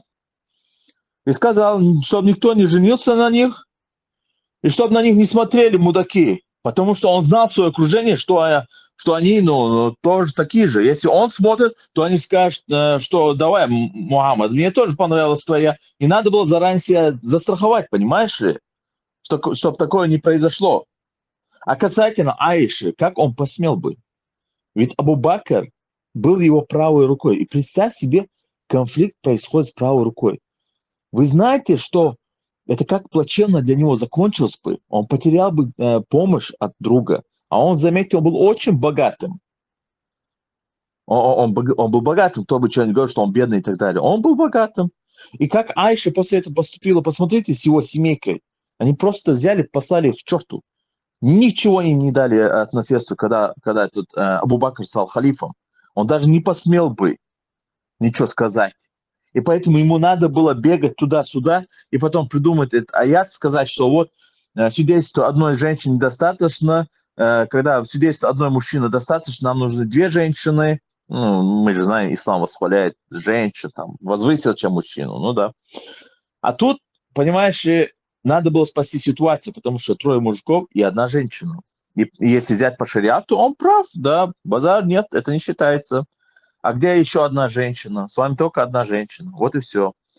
Аллах мудрый, и Мухаммад тоже мудрый, да. Знал, как вывернуться из ситуации, но он же знает, что вокруг него одни бараны, сектанты, которых он собрал. Представь себе, вот сидишь ты такой, да, видишь вокруг себя таких вот дебилов собрал, ты их конкретно промыл мозги, ты плюешься, они зато и плевки готовы драться, чтобы взять этот плевок себе в рот. Баба взяла одна, если не ошибаюсь, это либо жена была, или рабыня его была, не помню вот имя, да и не хочу, короче говоря, углубляться. Кто хочет, может проверить вот это бедуинство, да. Есть у нас видеоролик тоже на канале тоже. Представь себе, взял, пописал в кувшин, насал. И вот эта женщина, то ли его рабыня, то его жена, взяла, выпила его мочу. И там описывается, как это было. Представьте себе. Вот представьте себя со своим мужем, да, или вот то есть, реакцию на вашего мужа. Он спрашивает, куда делась моча? Она говорит, я выпила, о посланник Аллаха. И говорит, его зубы, говорит, даже показались, настолько он улыбался и сказал, никогда не коснется твоего живота адского огня. Представьте себе перед собой мужика, который радуется, что его мочу кто-то выпил. Вот представьте себе, что это за люди были. И почему бы не лохотронить этих дебилов? Это же рабы. И он вокруг себя собрал рабов, понимаешь? Ничтожных, у которых нет ни своего мнения и так далее, которые вечно озабочены. Вы посмотрите, вот эти вечно озабоченные, у них интеллект настолько пониженный, они действуют на эмоциях. Они с мозгами не действуют никогда. У них все на эмоциях. У них всегда твою маму и бил, я твою то и все. Тестостерон полно, базару нету, но интеллекта ноль. Интеллект нулевой. Но дело в том, что мы идем к человечности, милосердие, понимаешь? И посмотрите любых, кто вот из этих сумасшедших, как они поступают. Они сразу такие, как... Мы знаем, я бы не сказал, что у них тестостерон высокий, потому что мужчина, на самом деле, я думаю, даже у них пониженный тестостерон. Вот этими действиями, я прошу прощения, я ошибся. Я всего лишь психолог, я не являюсь урологом. Если есть урологи, можете поднять руки. Вы в этом лучше понимаете. Я даже считаю, что это больше эстрогенов, потому что вот эта эмоциональность, это присуща к женщинам, да? Это надо признать, у женщин всегда вот эмоции выше. А мужчина, он терпеливый, он наблюдает, он даже когда идет в бой, он идет такой холодной головой, потому что он знает, за что он воюет. У него есть семья, дети, жизнь, страна, идеология, закон, который он должен все это оберегать. И народ. А у этих нету ничего. У них вот между ног. Им сказали, вот их довели до депрессии, вот эта религия, сказали им, что это земля ничтожество. Кто в этом мире не живет хреново, черт подери. Вот асадават шудуй. Когда я был в Европе, у меня были моменты, когда мне кушать даже не было. Вы думаете, тут, что ли, хорошо живут, когда вам говорят, что кафиры хорошо живут там на Западе? Везде есть бедные люди, ребята. Вас просто эта идеология довела вот до этого состояния, да, до паранойи, до этого депрессии, тюрьма, побыстрее бы мусульмане мечтают побыстрее уйти из этого жизни.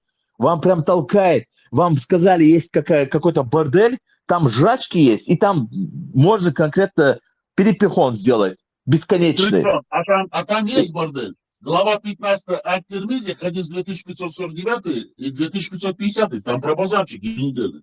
Бордель. Да, там есть, да, там там есть бордель, да. Если вы хотите, там вот прямо сказано, что некоторые говорят, как будто какие-то комнаты или не знаю, что такое, короче, ты уходишь, и твое тело трансформируется, ты становишься трансвеститом. Короче, это самое гермафродитом. Если ты мечтаешь быть бабой, ты превратишься в бабу. И не надо мне говорить, слабый, не слабый, это ислам. Хаза ислам, динуль ислам. И мне вот не рассказывайте, хорошо? Так что, конечно, вас доводит до депрессии. Я понимаю ваше состояние, елки-палки. Я знаю, что фигово. Я вижу, что что-то вы чувствуете, что-то не так. И это надоедает. Эта жизнь многим надоела, честно сказать. Это не рай для нас. Но, видите, у нас есть смысл, ради чего стоит бороться. Дети, опять повторяюсь, подумайте над этим хорошо. Ваши дети, ваша следующая жизнь. Ваш аватар, который вы сотворили со своей второй половиной. Вы из него должны сделать идеальным человеком. Вы наплодили много детей. Вам не жалко ни одного своего ребенка. Если вам было бы жалко, вы, клянусь, только не плодили, зная свою ситуацию, бедность и так далее, и смотря, как он голодает. Мне этих детей жалко, клянусь, жалко. Я всегда хотел быть богатым человеком только ради того, чтобы собрать всех детей в этого мира, которые голодают, там, беспризорник и так далее, чтобы их взять себе как своих детей, чтобы за ними ухаживать, за бедняками ухаживать. Да, у меня такое было. Но, ребята, вы же создаете такое условие сами. У вас инвалидов много, у вас детей много. Когда надо детей прокормить, инвалида посмотреть, это нелегко. Очнитесь, я всем обращаюсь, всего мира, дебильскому миру. Поэтому не доводите сами себя до депрессии. Живите свободно. Я имею в виду не в блядстве, как одна сюда недавно заходила, хотела пропагандировать блядство свое. Не в блядстве, а реально смелыми, сильными людьми. Не эмоциями, а своей головой. Объединяйтесь вместе для хорошего дела, для хорошей идеи, для того, чтобы вы были свободными, а не рабами. Раб, знаете, как выгоден? На сегодняшний день над вами рубят конкретные бабки. И ваш центр исламский рубит над вами, я имею в виду Мекка, Медина. Они рубят над вами бабки, все рубят над вами бабки. Вы хороший инструмент. Чем вас больше, тем выгоднее. Потому что рабы не нужны. Они нужны, чтобы выполнять малые работы. Чтобы что-то там сделать, что-то тут сделать, сантехник делать, это убирать и так далее. Но я не говорю, что они рабы. Я ни в коем случае вас не называю. Фликс, Но я имею в виду, я имею в виду дешевое, это сам труд, он везде ценится. Боевой ворон. И- Я знаю. Давайте я сейчас дочитаю все-таки, а потом вы как бы уже свободное выступление. Прошу прощения, что вас прервал. Я знаю, вы как бы сегодня... Да, брат, да, брат, я сегодня просто это самое вижу, это все. А то наши слушатели теряют логическую связь, почему этот хиджаб, он арабская, блядская одежда. Давай. Но не забывай, опять же говорю, что это было по отношению к женам Мухаммада. Там описываются жены Мухаммада, Да, там- они все там- женщины. Там жены Мухаммада, потом его жена, которая вышла пописать из хадис, потом есть еще другой хадис, почему там есть еще сура аят из Корана, там все есть, но мы сейчас просто это зачитаем.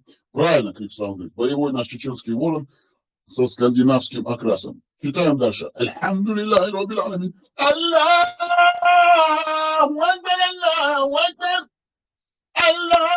Аллаху акбар. Аллаху акбар. Аллаху акбар, Аллаху акбар, Аллаху акбар, Аллаху акбар. Читаем. Это, как говорится, азанская пауза. Так, таким образом, в начале аята речь шла о поведении мусульман при посещении домов посланника Аллаха. Затем Всевышний научил правоверных тому, как должны были обращаться к женам своего посланника. Всевышний запретил им обращаться к женам посланника, да благословит его Аллах, и приветствует без всякой на то причины. Если же они хотели попросить у них какую-либо домашнюю утварь, попросить о помощи или обратиться за советом, то должны были разговаривать с женами пророка, да благословит его Аллах и приветствует через покрывало. Это отправная точка для хиджаба. Покрывало не давало им возможности видеть друг друга, потому что в этом не было никакой необходимости. Одним словом, посторонние мужчины не имели права смотреть в лицо женам посланника Аллаха, да благословит его Аллах и приветствует, и могли разговаривать с ними только при необходимости. Поэтому они говорят, в глаза не смотрите. Потому что муж Махмуд боялся, что они с глазом с друг на друга посмотрят и скажут, сделай меня, салам алейкум. Игра глаз. Стрельба глаз, как говорится, глазами стрелять, стреляем глазами. Смысл же этого предписания в том, что подобное поведение было безгрешнее для сердец жен посланника, да благословит его Аллах и приветствует и сердец остальных мусульман. Оно отдаляло их от сомнений и дурных мыслей. Почему дурные мысли? Если даже они являются женами пророка, он все равно боялся, что у них будут дурные мысли. Представляете, какой он грязный человек. Тогда как они должны были просто гордиться, что они являются женами пророка между Мухаммадом. Но он допускал эту мысль, потому что он сам был таким грязным человеком. А чем сильнее отдаляется человек от дурных мыслей и скверных деяний, тем чище становится его душа. Всевышний Аллах детально разъяснил своим рабам, что мусульманский шариат запрещает все поступки, которые подталкивают людей к совершению грехов, и поэтому каждый мусульманин обязан сторониться их всеми возможными способами. Затем Аллах провозгласил одно из важнейших правил исламской веры и сказал, что правоверный, а потом есть левоверный, а потом другие верные, и потом заднеприводные и кверху зады, что правоверным не подобает огорчать посланника Аллаха. Это касается всех речей и поступков, которые могли бы причинить страдания пророку Мухаммаду, саллаллаху алейхи вассалям, а новшему отдыхше дал переценёйцун, да благословит его на русском языке. Аллах и приветствует. Воистину такое поведение является самым недостойным и самым скверным. Примером же такого неуважительного отношения к посланнику Аллаха, да благословит его Аллах и приветствует, является женитьба на его женах после его смерти. Мусульмане обязаны уважать, почитать и возвеличивать своего пророка Мухаммада, да благословит его Аллах и приветствует, а женитьба на его овдовевших супругах никоим образом не совместима с этим. Кроме того, жены посланника Аллаха, да благословит его Аллах и приветствует, останутся его супругами и в последней жизни. И смерть пророка Мухаммада, да благословит его Аллах и приветствует, в сущности не нарушила их супружеских уз. Именно поэтому Аллах запретил правоверным жениться на женах пророка Мухаммада, да благословит его Аллах и приветствует, после его смерти. А если бы кто-либо осмелился совершить подобное, то совершил бы великий грех. Однако мусульмане не нарушили запреты своего Господа и были покорны его повелениям, и хвала за это надлежит одному лишь Аллаху. Напоминаем, что мы читаем тафсир к суре 33, аят 53. Раскрываем, что такое хиджаб, потому что у нас был один тут русский, подрусский кверхузат заднеприводный, с бутылкой в заднице, музмахмадовец, арабский, который говорит, что хиджаб – это очень хорошая одежда. Мы ему зачитываем, объясняем, приводим фундаментальные основания и объяснение, что такое хиджаб. Это был тафсир от Абу Аделя. Сейчас мы только что зачитали толкование тафсир от Асади, а сейчас последний тафсир от Ибн Касира, где четко будет показано, как Мухаммад боялся своих товарищей ансаров. Альхамдулиллах, которые развлекались с его женой во время его свадьбы, его женитьбы на одной из так называемых его жен. А на самом деле это была пирушка в честь новой наложницы, которую он представил как своей какой-то там возлюбленной супругой. Ибн Касир, тафсир.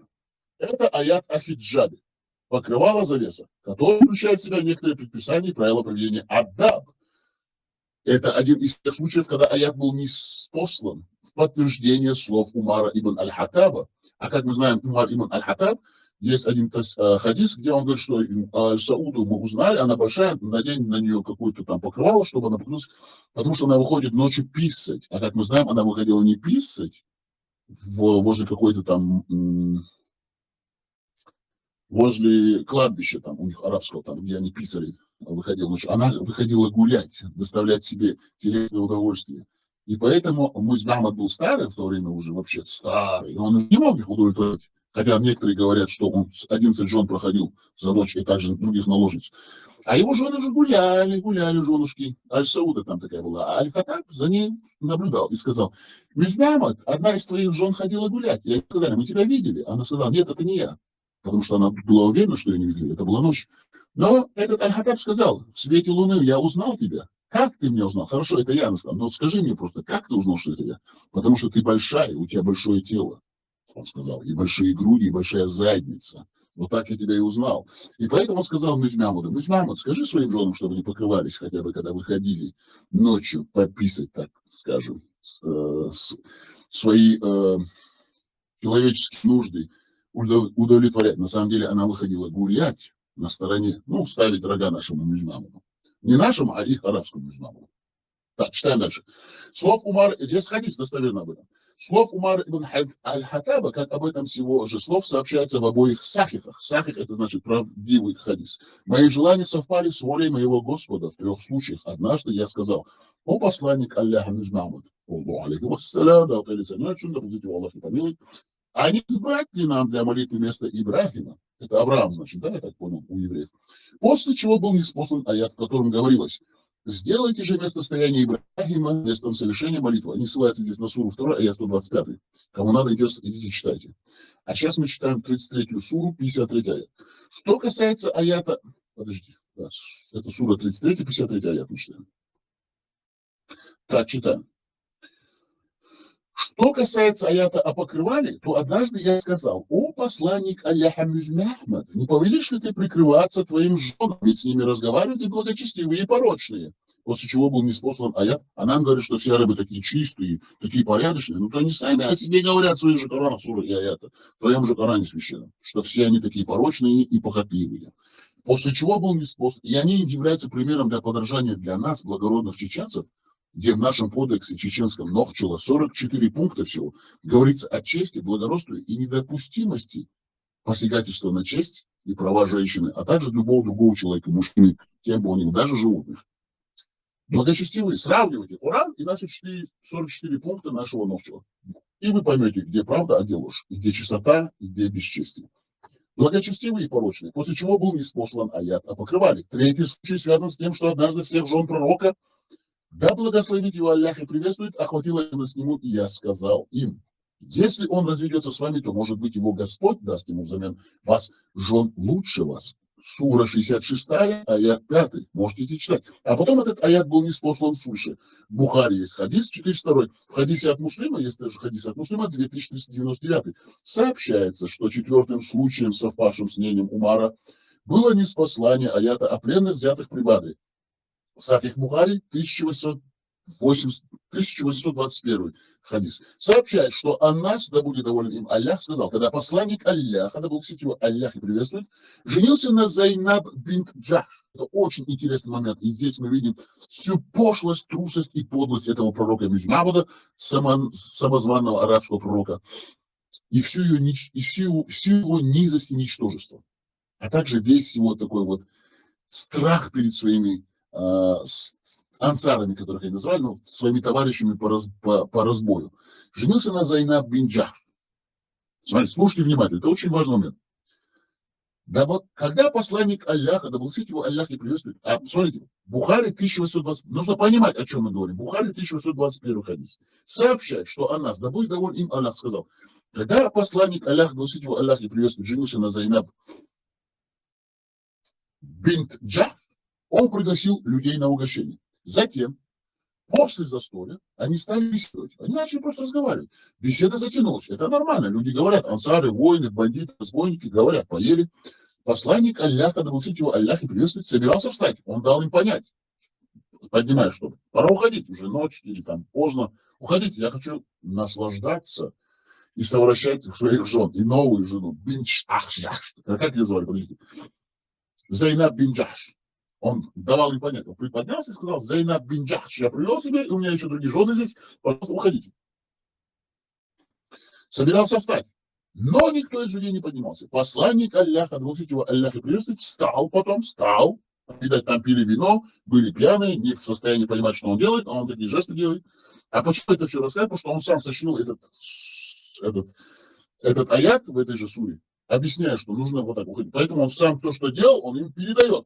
Вот он хотел пристать, они его не поняли, потом он сказал, это аят от Аллаха, и начал объяснять, как это все происходило. Так, читаем дальше, прошу прощения. Но никто из людей не поднимался. Посланник Аллаха, да благословит его Аллах и приветствует, Мухаммад встал, в конце концов, и вместе с ним встали все люди, не считая троих. Там осталось трое вот этих самых отмороженных бандитов из его банды, из шайки, так называемых ансаров, которые продолжали сидеть. Спустя какое-то время посланник Аллаха, да благословит его Аллах и приветствует, вернулся.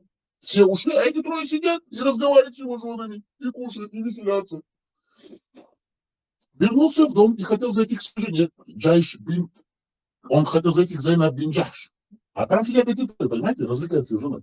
И хотел зайти к своей жене, новоиспеченной. Но они так кайфуют, они уже напились, и они же не понимают, что произошло после битвы. Нахрен им этот нужен Мухаммад, они сами хотят кайфовать с ней. У них же есть там 424, насилуйте всех женщин. Вот они уже хотят ее насиловать. Я ее изнасиловали. Конечно, это не смешно, но все-таки.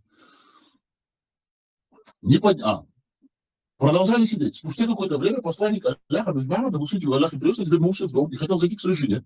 Однако они все еще сидели, трое там сидели на своих местах. Представляете, у пророка они сидели в наглую, не уходили. Его женой. Они не сидели, они развлекались. Понимаете, здесь написано сидели. Нет, они развлекались с ней. Они себе телесные услады делали, понимаете, с этой женщиной. Они просто сидели. Вели они там высокоинтеллектуальные беседы поздно ночью, когда все ушли, с его женой. А Мухаммад ходит и не может зайти к своей жене. Ну это что такое? Конечно же, они развлекались с его женой, они ее насиловали втроем. Все еще сидели на своих местах. Когда же они встали и ушли, они поразвлекались, доставили себе удовольствие, встали и ушли.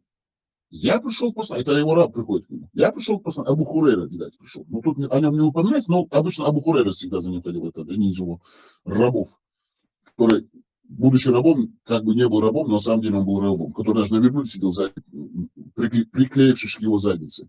Я пришел к посланнику, любой хадис, значит, Абу Хурейра передал. От Абу Хурейра и так далее. Ну, это для информации. Я пришел к посланнику Аллаха и сообщил ему об этом. И он сказал, что вот твои трое ушли. И тогда он, да благословит его Аллах и приветствует, вошел в дом. Он, Музмаут, зашел в дом. Я же хотел зайти за ним, раб хотел просто зайти за ним. Но пророк, да благословит его Аллах и приветствует, опустил передо мной занавеску. Перед своим рабом он был смелым, закрыл занавеску. Раба оставил на улице. После чего и был ниспослан аят о завесе.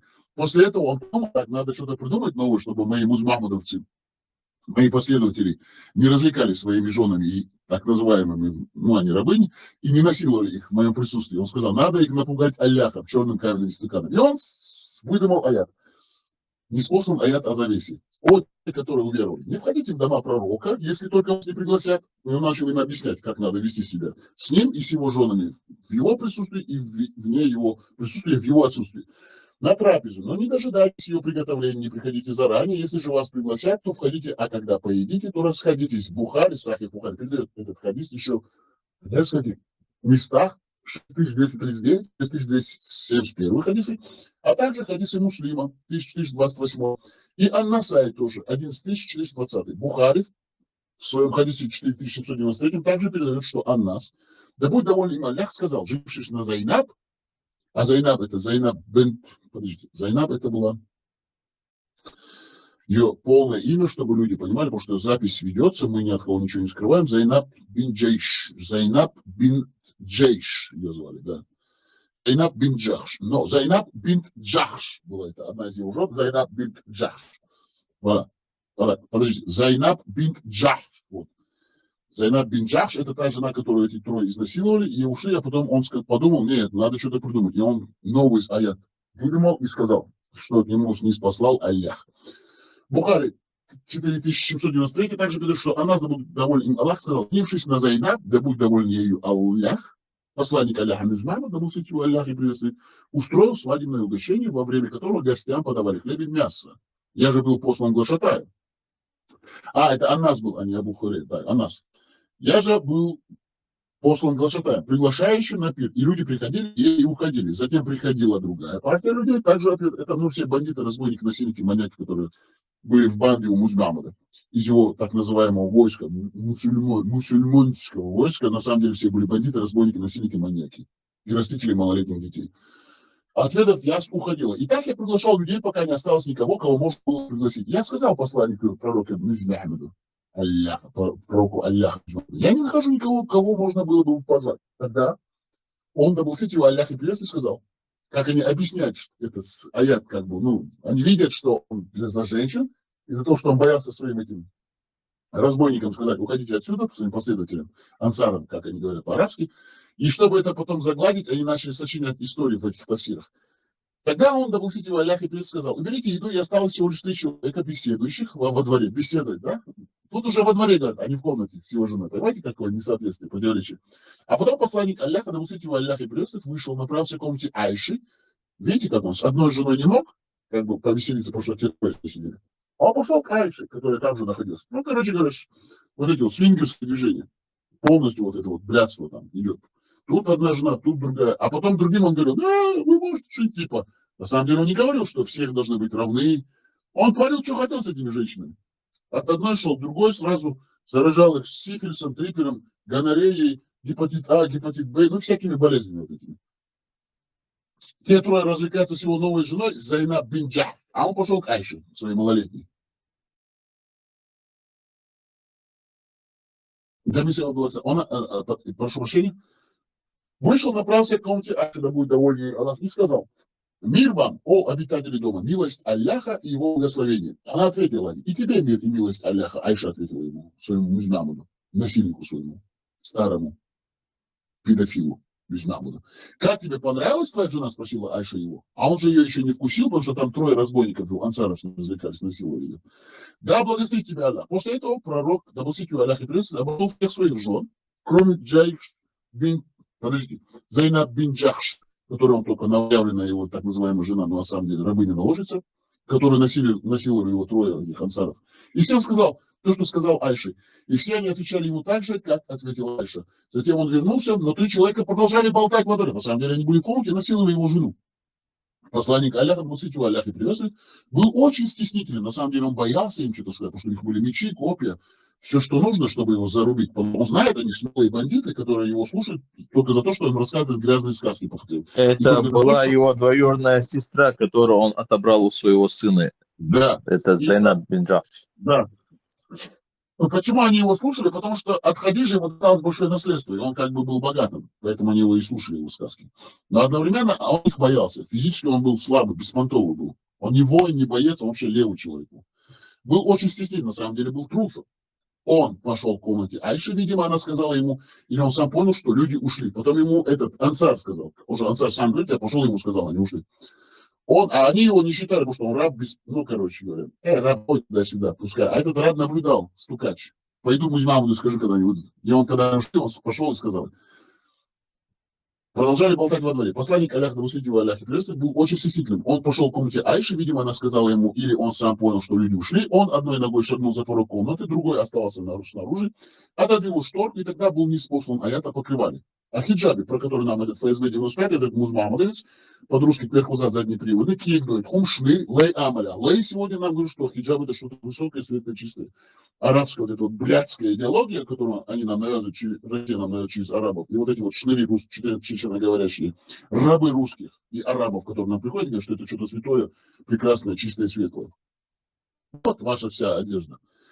Был ниспослан аят о покрывале. Вся его суть и сущность, все фундаментальное вот это вот, то, что откуда все это пришло, вот именно фундаментально его рассказывать. Коран, суры и аяты.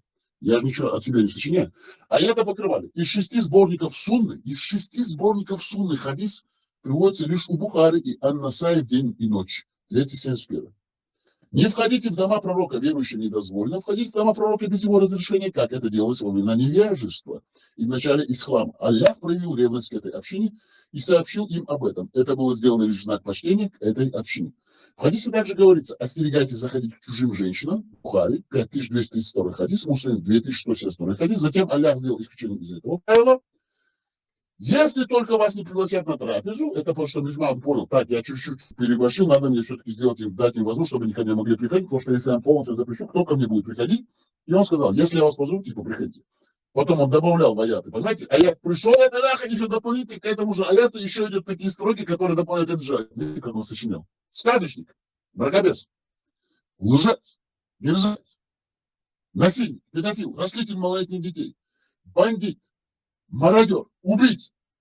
Если это все Музмамад, между прочим. Если только вас не пригласят на трапезу, но не дожидаетесь ее приготовления, то есть следует приходить, когда пища уже готова, подана к столу, и не следует приходить раньше. Что тут есть общего, чистого, светлого, благородного с чеченским кодексом Нохчела и чеченским гостеприимством? Как мы принимаем гостей, и как араб Музмамад, великий пророк, пример для подражания всех мусульман, предписывает, как нужно приглашать к себе своих гостей. Когда пища готова, подана к столу, и не следует приходить раньше, пребывая в ожидании приготовления, ибо это ненавистно Алляху и порицаемо им. Это указание на запрет быть незваным гостем, как у арабов было принято называть. Это Таттафуль. Хатиб аль-Багдади даже написал целую книгу на тему непрошенных гостей. А как мы знаем, арабы очень любят сочинять. Если они что-то увидели, они начинают друг с другом говорить, потом создают эти книги, потом выдают эти книги, потом их издают, эти книги, потом друг другу говорят на эту тему, на то, что которые они сказали. Вот так вот бесконечная арабская болтовня, сказка на сказке, поэтому называется это все арабские сказки «Тысяча и одна ночь». В арабских сказках и вообще в арабском мире, в арабской цивилизации, в арабской нации нет ничего священного, святого, чистого, светлого и правдивого, потому что все там построено на лжи и на выдумке. Хатиб аль-Багдади даже написал целую книгу за эту суру и аят, он написал целую книгу, представляете, он целую книгу написал, Таттафуль. Целую книгу на тему непрошенных гостей. Однако привести подробности из книги здесь не представляется, очень короткий формат. Затем Аллах сказал, если же вас пригласят, то входите, а когда поедете, то расходитесь. В Сахихе Муслима 1429 переводится со слов Абдуллаха бин Умара, да будет доволен Аллах им обоими, ими обоими, что посланник Аллаха, да его Аллах и приветствие, сказал, если кто-нибудь из вас пригласит своего брата на свадебное гуще, представляете, своего брата даже не чеченцам, вот эти арабы, вот русские, посредством вот этого арабского ислама, они между нами все родственные связи уничтожили. Потому что брат к брату не может идти. Вот видите, вот, а музмам, почему это так говорится? Потому что у музмама только одно было, как изнасиловать жену своего брата, или свою дочку, или дочь своего двоюродного брата.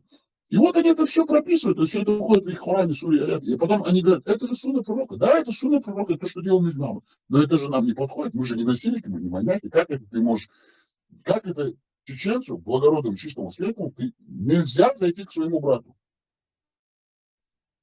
Потому что из нас делают рабов. И тем самым они разрушают наше чеченское общество, всю нашу сущность, весь фундамент чеченской нации. Все наши родственные связи, а наша чеченская нация построена на чем? На родственных связях, на уважении к своему близкому, к любви к своему близкому, почтению старших, матерей, жены, женщины вообще в чеченском обществе самое святое, что есть. Женщина вообще, мужчина должен просто уйти. Если что-то она делает, то, что тебе не нравится, ты просто даешь ей развод, даже если это твоя жена, ты не можешь ее бить. Ты не можешь ее ударить. Это чеченский кодекс, нохчола. Если кто-нибудь из вас пригласит своего брата на свадебное угощение или другое, то же что, пусть он придет на него. В другом хадисе, который также приводится в Сахихе, посланник Аллаха, да будет его Аллах, и сказал, если меня приглашают отведать ножку, я отвечаю на приглашение. Если мне дарят ножку, то я принимаю этот дар. Если же вы закончили с тем, что для чего были приглашены, то облегчите положение жителей этого дома и расходитесь сразу по земле, говорите, по земле, а не по воздуху. Понимаете, какое несоответствие, идиоты, дебилы. Сказки арабские. Не засиживаясь в беседах. То есть, как случилось с этими тремя, которые насиловали его жену, которые так увлеклись беседой, которые так увлеклись насилием над его женой и телесными усладами, что они не заметили, что уже им было пора уходить, и их предводитель Мухаммад уже боялся им это сказать, но ему это не нравилось. Что не заметив, задержались, что сильно стеснило пророка Мухаммада. На самом деле он боялся им это сказать. Главное, всем он все говорит, а этим трем он боялся. Главное, всем он все говорит, тому отруби голову, того убей, тому руку отруби, того ограбь, этого убей, дай мне свою дочку 6-летнюю, потом ее изнасиловал 9 лет, там жену бросил сюда, потом это то сделал. А тут этим троим он, главное, не смог ничего сказать. Он постеснялся. Нет, он забоялся им это сказать. А потом нам говорят, что он был такой смелый. Он никогда не был смелым. Есть хадисы, где показывают, что он был трусом. И здесь это выходит. И мы видим это, что он был трусом. Он был полным местным трусом. Он кверхузад за непривно. Он педераст, педофил юрис. Он насильник. Маленьких детей расслевал. Мальчиков и девочек. Как он может быть смелым? Не засиживаясь в беседах, то есть как случилось с этими тремя, которые так увлеклись в беседы, что не заметив задержались, что сильно стеснило посланника, на самом деле боялся посланника Аллаха, мы сказать, что они уходили, как об этом сказал Аллах. Это с вашей стороны удручает пророка, но он стыдится за вас, он, главное, стыдится за них, за этих троих, на самом деле он их боится. Как он крутит, как он обманывает, как он вертится, как он изворачивается. То есть, несмотря на то, что ваш приход в его дом был без разрешения, хотя он сам их всех пригласил, они не пришли без разрешения, он их всех пригласил после какого-то вот этого своего захвата, и он взял эту женщину в заложницу, насиловать ее начал, захотел и сказал, она моя, короче говоря. Но те не ушли, они сперва ее попробовали, а потом ему ее оставили. Без разрешения, бедная женщина. Без разрешения создает ему трудности. Просто жалко этих арабских женщин, на самом деле. Только так насиловали эти мусульманцы, эти арабы-бедуины. Создает ему трудности, причиняет неудобства. Он все же сильно стыдился запретить вам это. А потом они, эти все чеченоговорящие мусульмановцы, так называемые мусульмане, приходят и говорят, но вы сами, наших чеченских женщин, загнали в рабство, лишили их всех прав, сделали из них сексуальных наложниц, сделали их арабскими рабынями, все блядство, это распутство на них накинули, закрыли этими черными грязными материями, и потом вы говорите, что вы их защищаете, вы, наоборот, из них сделали самых ничтожных существ, бесправных. А почему это делается? Потому что России это выгодно, чтобы чеченская женщина была наподобие арабской рабыни-наложницы, потому что никогда ни одна нация здоровой не может быть, если ее женщины рабыни. Рабыня не может вырастить свободного чеченца, свободного человека. Она вырастет только раба. И поэтому даже в Коране сказано, раб от рабыни и рабы. Там только об этом говорится, что ребенок, родившийся от рабыни, он будет рабом. Вот и вся суть. Ты не можешь иметь свободных детей, если ты сам свою жену женщину превратил в рабыню, она ходит в какой-то черной материи, в черном мешке, даже света дневного не видит, ходит, шарахается от всех. И вы думаете, что она сможет вырастить, эта женщина, которая лишена всех прав, свободного, какого-то гордого, мужественного мужчину или девочку, женщину? Никогда в жизни. Они вот на генетическом уровне, на молекулярном именно на молекулярном уровне разлагают нашу нацию, вот эти русские спецслужбы, ФСБ, ГРУ, СВ, посредством вот этого арабского, рабского ислама, который нам внедряют насильно. Они нашу нацию просто уничтожили на корню. Вот почему Аллах сказал. Но Аллах не стыдится истины, поэтому Аллах запрещает подобное, удерживает от этого. Затем Всевышний Аллах сказал, если вы просите у них жен пророка какую-либо упадь, то просите у них через завесу, то есть так же, как вам не дозволено входить к ним. Вам категорично запрещено и смотреть на них. Если же кому-то что-то нужно у них взять, пусть он делает это не разглядывая их, а через завесу. Так будет чище для ваших сердец и их сердец. То есть узаконенное Аллахом правило о завесе чище и лучше. Слова Аллаха. Вам не подобает не удручать посланника Аллаха, не жениться на его женах после смерти. Воистину это является великим грехом перед Аллахом. Ибн Абу Хатим передает, что Ибн Аббас сказал по поводу слов Аллаха. И не следует вам удручать посланника Аллаха. Это было неспослано человека, который пожелал жениться на одной из... Потому что один из людей пожелал жениться захотел жениться на вдовах Аллаха. Но эти бандиты, разбойники, которые были с Музь-Махмадом, они сказали, нет, если Музь-Махмад нам не разрешил, почему ты должен? И они как бы начали вот это вот сказки сочинять, чтобы никто не смог жениться. Но на самом деле они их продолжали насиловать. Всех жен Музь-Махмада после его смерти, все его ансары, они просто насиловали вдоль и поперек. Это неспосланный человек, который пожелал жениться одной из жен пророка, дабы славить его Аллах и приветствовать после его смерти. Этот человек спросил Абу Суфьяна, это и есть Айша? Он хотел на Айше жениться. Он ответил, так сказали, судьи передают, что этим человеком был Тальха ибн Убейдулла, после чего был неспослан запрещающий подобные помыслы аят. Даже после смерти Музь-Махмада были какие-то аяты, которые Аллах прислал каким-то чудесным образом, и они появлялись, видимо, через Айшу, потому что Айша поняла всю суть своего насильника, маньяка, бедуина Музь-Махмада, и начала тоже, как и он, сочинять эти всякие сказки. Ученые единогласны в том, что запрещена женитьба на женах посланника Аллаха, но его Аллах и приветствует после его смерти, потому как они являются его супругами в этой жизни, останутся его женами и в жизни, хотя нигде не написано, что эти жены попадут в рай.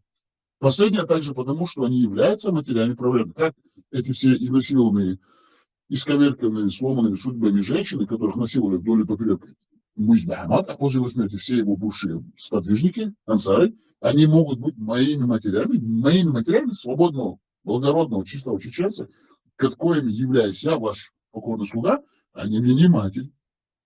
Они просто бедные, изнасилованные, униженные, со сломанными судьбами арабские женщины. Мне жалко арабских женщин. Аллах особо почему это и предостерег от этого, сказав, поистину это является великим грехом перед Аллахом.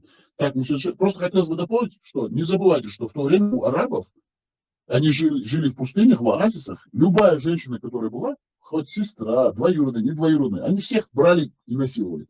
Брат сестру насиловал, и потом Музь-Махмад понял, что это чересчур переходит все грани, и потом он выдумал аят такой, 4.23, где написано, что не надо насиловать своих матерей даже. Просто, если бы он это не сказал, они даже своих матерей насиловали, потому что по принципу львов, лев тоже, когда становится взрослым, он насилует свою мать. Потом у них появляются вот эти инцестные львята, потому что они наблюдали гамадрилы, львят, и это проявляется в этих болезнях генетических. Но Музь-Махмад 4.23 выдумал, где сказал, что нельзя матерей насиловать. А так он сказал, двоюродных сестер. Ну, это по принципу, все женское население, которое было вот в этом шатре у них там, в оазисе, потому что в пустыне жить невозможно, они полностью пропускали всех, насиловали вдоль и поперек все женщин. Они были просто бесправными объектами сексуального насилия, все женщины того времени арабские. А потом мы зачитаем нашу ту информацию и как бы завершим наш прямой эфир. Давайте, говорите, кто хочет. Свободный микрофон.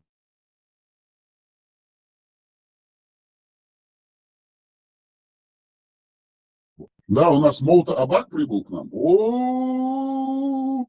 Потом у нас Тесла пришел. К нам пришел Точка. Кстати, где этот русский под-русский Кнахузат заднеприводный? Хотелось бы, чтобы он что-то возразил нам, но его, к сожалению, сейчас с нами нет. Он убежал. Но он все равно слушает, мы уверены. С нами этот самый В 80-х мусульмане тоже, защитник наших границ восточных и западных, была в гостях. Прибыл наш великий шейх, алхамдулилля, наш Пармат, Дейрейсхой Варна, Шоуда. Кстати, наши технические модераторы всегда всем открывают микрофоны, включают тех, которых мы цитируем. Всем участникам говорим, приходите свободными, но в чем это у кого что есть добавить, пожалуйста, добавляйте, говорите, объясняйте, можете даже опровергать. Кто не согласен, может это опровергать, но, конечно же, чтобы приводили какие-то фундаментальные доводы. Сейчас у вас возможность, момент истины, говорить. У меня такой вопрос ко всем чеченским мужчинам. Можно, да? Конечно, не можно, а ну.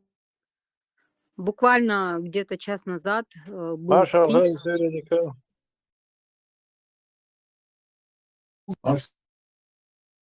Давайте вопрос. Не будем перебивать женщину, так как она начала. Давайте проявим уважение и еще дальше продолжить дела. Женщин прошу не перебивать. Буквально около часа назад или минут 40 назад был такой спич, то, что один из спикеров сказал, что чеченская женщина это или хиджаб, или бикини. Кто может опровергнуть? Кто это так сказал? Какая низость. И تناقض خزلسون ثاني قملدش هو арабский духор цадьезальч как альтернативу эду духор сопоставлять европейский деш ворк, причем он европейский приводит как бы противовес это арабское, я не могу понять. Вой арабский есть, европейский есть, вой нохчи чеченской цивилизации, вой чеченская культура, вой нохчи духор дизхвайн, вой нохчи духор, худу классика дух, классическая классика, да хазроги духор, дуй туэльник дух диз, дикник дух диз, но классическая, да. В чем проблема, я не могу понять, почему он сразу арабский не диз альч. Европейский духор хунд хоть он это, видите, как судит. Мозгов у него нету, вообще ноль, дебил, промытый мозгами пропаганды, которые не знает, какую сторону ему выбрать, то ли левую, то ли правую. Ну вот, например, я являюсь таким правым, но при этом я нахожусь на середине, да, потому что знаю, что есть некоторые правые, которые реально дебилы, есть реально левые дебилы, да, экстремисты, которые переплюнули даже правых, да, правые-то, большинство это традиционалисты. И вот эти левые занимаются этим. Эти говорят вот так, закрыть всех, консервировать, там как рыбу, селедку, тушенку и так далее. Эти говорят распустить на всю катушку блядство и все такое. Что сказать? Нам это ультра радикальные правые не нужны, нам это ультра радикальные левые не нужны. У нас есть своя середина, баланс. Если ты хочешь, чтобы вот эти оба вот, доска положил, да, и там на одном стороне там это самое чувак по весу, скажем так, да, 80 килограмм, как качели есть, которые дети катаются, да, и представьте себе такая ситуация. Он предлагает, выбирай либо вот эту посередине, там чувак должен пойти, если он пойдет к другому, то, конечно, того выкинут, да, там, как из катапульты, все.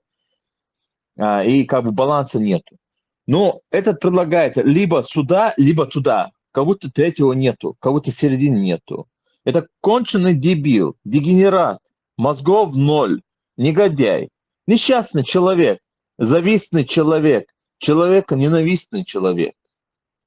Понимаешь? Только вот такой дебил будет такой говорить. Мозгов. Вот представьте, что за интеллект у этого дебила. Кто это вообще? Я не знаю, от вас слышу такое. Вот такой я диагноз поставлю. промытыми мозгами. По-любому, по внешности это еще тот урод будет. Потому что я заметил, вот эти уроды прямо в себе такие уверенные, эти же уроды за то, чтобы там аборты были, эти же уроды там, чтобы как собаки ходили, эти же уроды, чтобы ходили там все. Не, ходи сам, скотина. Но мне это не навязывай. И ты, ультра-расист правым, который себя называет, и ты мне свою это не навязывай. Понимаешь? Это чисто было шоу, и то, что вы описываете, когда вот говорили, если нет это, то и все, это битва, извиняюсь за выражение, между мочой и говном. Это неадекватные люди, которые вот так прям рассуждают. Должна быть середина. Середина. Свободен ахдион ишта балагас один грубо иш диагнозия шдидион, но асам та по-простому эльждай вейта. Веш нюга эльждион, та сложный мадатитига. Примерно сун 80-х годашка. Духдик дагдо, со свой школьный курс там, можно сказать, старший класс, я как раз конец 80-го закончил. Вей керта, ижри бар, гала, дюш болшлиона. In 80-х годашках, каникул там, выходные Тханен постоянно инсун дагдош, векета. Квертиолог тил бос ишти юаш. Да, хотя они были школьницами, то есть школа больше интернета, скажем. И школа больше, Тханен стоит, юрта, квертиолог тил бос. Хумлил дурктос, он дагдош четко. Но вы мудрон, альче. Это четкое разграничение. Школьница, в принципе, она не обязательно. Я вообще не могу понять, школьница, это нездоровая ситуация. Школьница, Хорошо, можно вопрос задать? Я вам дам закончить. Сегодня на территории оккупированной Чеченской Республики власть, которая установила русское и российское образование, заставляет с 1 класса носить платки маленьких девочек по цветовой гамме. Там, красный, розовый, голубой, белый. И не говорите мне, что это неправда. Это официально. На неофициальном уровне разницы нету, да, Европа, они страшные. Это нормально или ненормально? Подожди, дай мне по-простому объяснить, дай. И Чечня, и Россия, это без разницы. Оксовол чабу идем, так олбелиш, Европа бу нормальный был, что Россия, Европа, там баран, так олбел, голболиш бу. А с Бога году, вы ночи адла, вы культура. Оккупационную власть русскую и российскую. Подождите, вы культура, вы цивилизация. Наших чеченских девочек лишает их прав, заставляет носить разноцветные платки с 1 класса. Это нормально или ненормально? Вот вы мне объясните, кто имеет право на чешских девочек посидеть? Ну, это галстуки носили в свое время. Освободиться, это году. Зимник школьниц юхуш. Ах, Мария юхуш. Мария шквета юхтулиш. Хумш дырквет, так определять шквета хумхилш Мария юхуш. Квета педек полоска скромно ты юхуш. Но хинздек году и дал сцены это хайши, лозерик хайши, свадьбиш хайши. И кварт Вы говорите про Маку Межиеву, да? И про Тамару Дадашеву?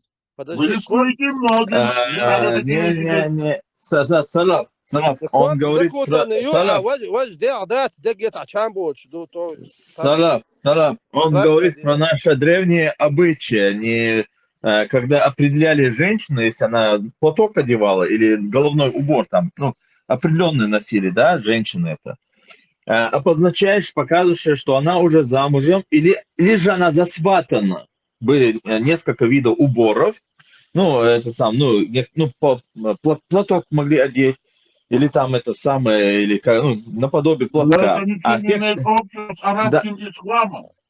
Не, это не имеет, это наше, я что хочу сказать. Или, например, если девушка была по-серьезному засватана, все, то было определенные, которые знали, не надо к ней, она уже чужая, она готовится уже. Или ждет на войне своего парня, понимаешь? Обозначение так было. И это нормально. И то же самое для парня. Например, возьмем там, из этого язычества нам перекочевало как бы в религию сейчас это вносит, но в религии ничего общего не имеет, это христианское или еще какое-то, на палец одевать кольцо, понимаешь? Вот это я считаю нормально, это даже прекрасно.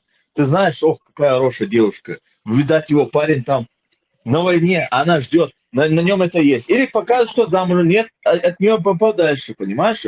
А вот свободные девушки, да, носили, и мужчины точно так же должны отличаться. Пускай показывают, понимаешь, свою внешность, что он женат, или же, что у него есть девушка, как бы. Скажешь о равноправии.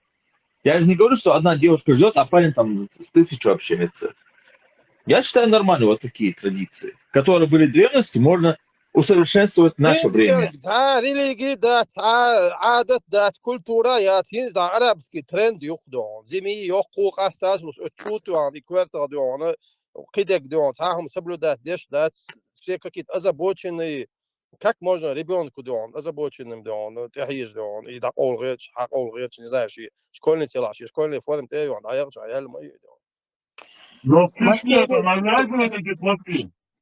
В Чечне-то на неофициальном уровне навязывают, Ну, это в же Европе навязывают. это навязано, вот почему в Европе тогда закутались, я не могу понять.